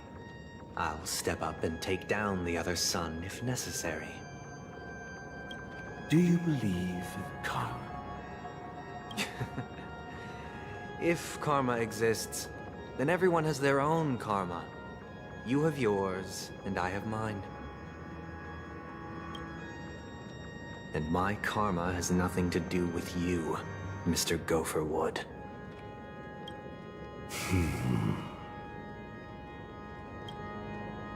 All right.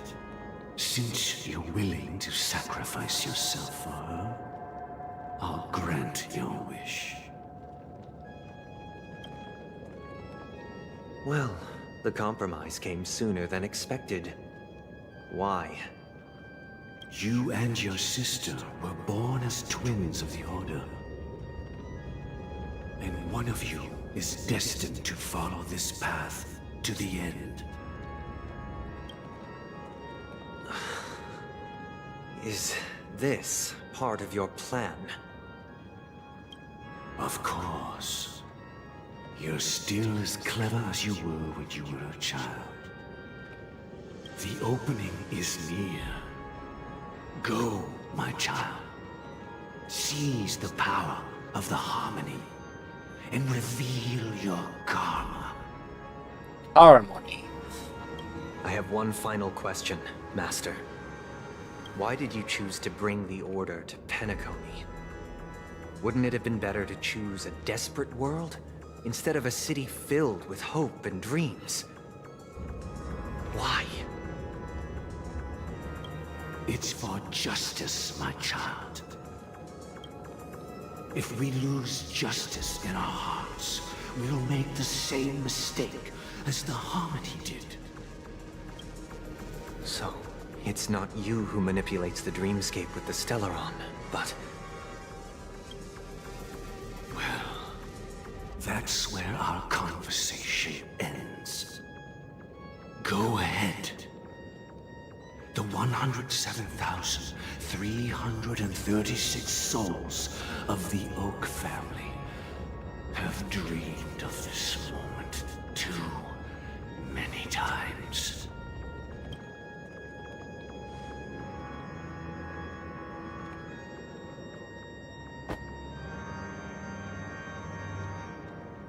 Nevermore. Bird is dead.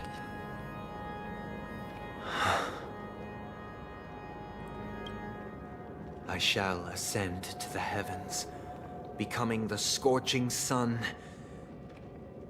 Bathed in my light, my people shall flourish, while all evil shall be eradicated. So many dead birds.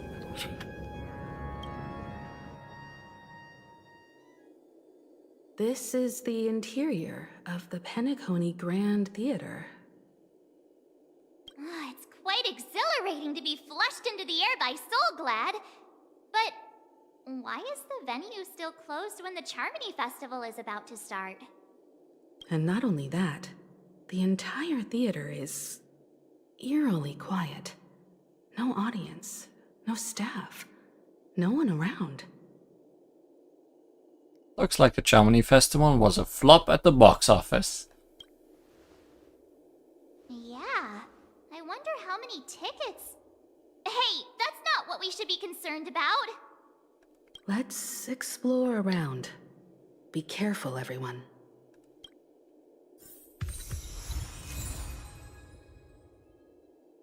Watchmaker's hat.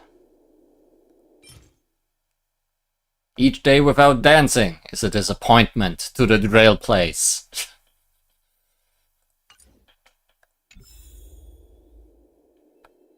But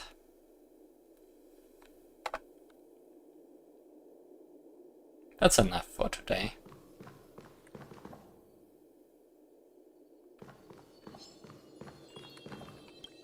I'm surprised you didn't attack me when I picked that up.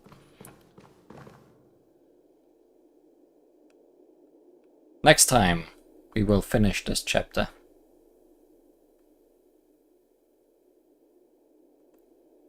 I'm sure there's still a whole dungeon in front of us. Nice. Nice. So until then, thanks for watching. Please stay tuned For the next episode of Honkai Star Rail.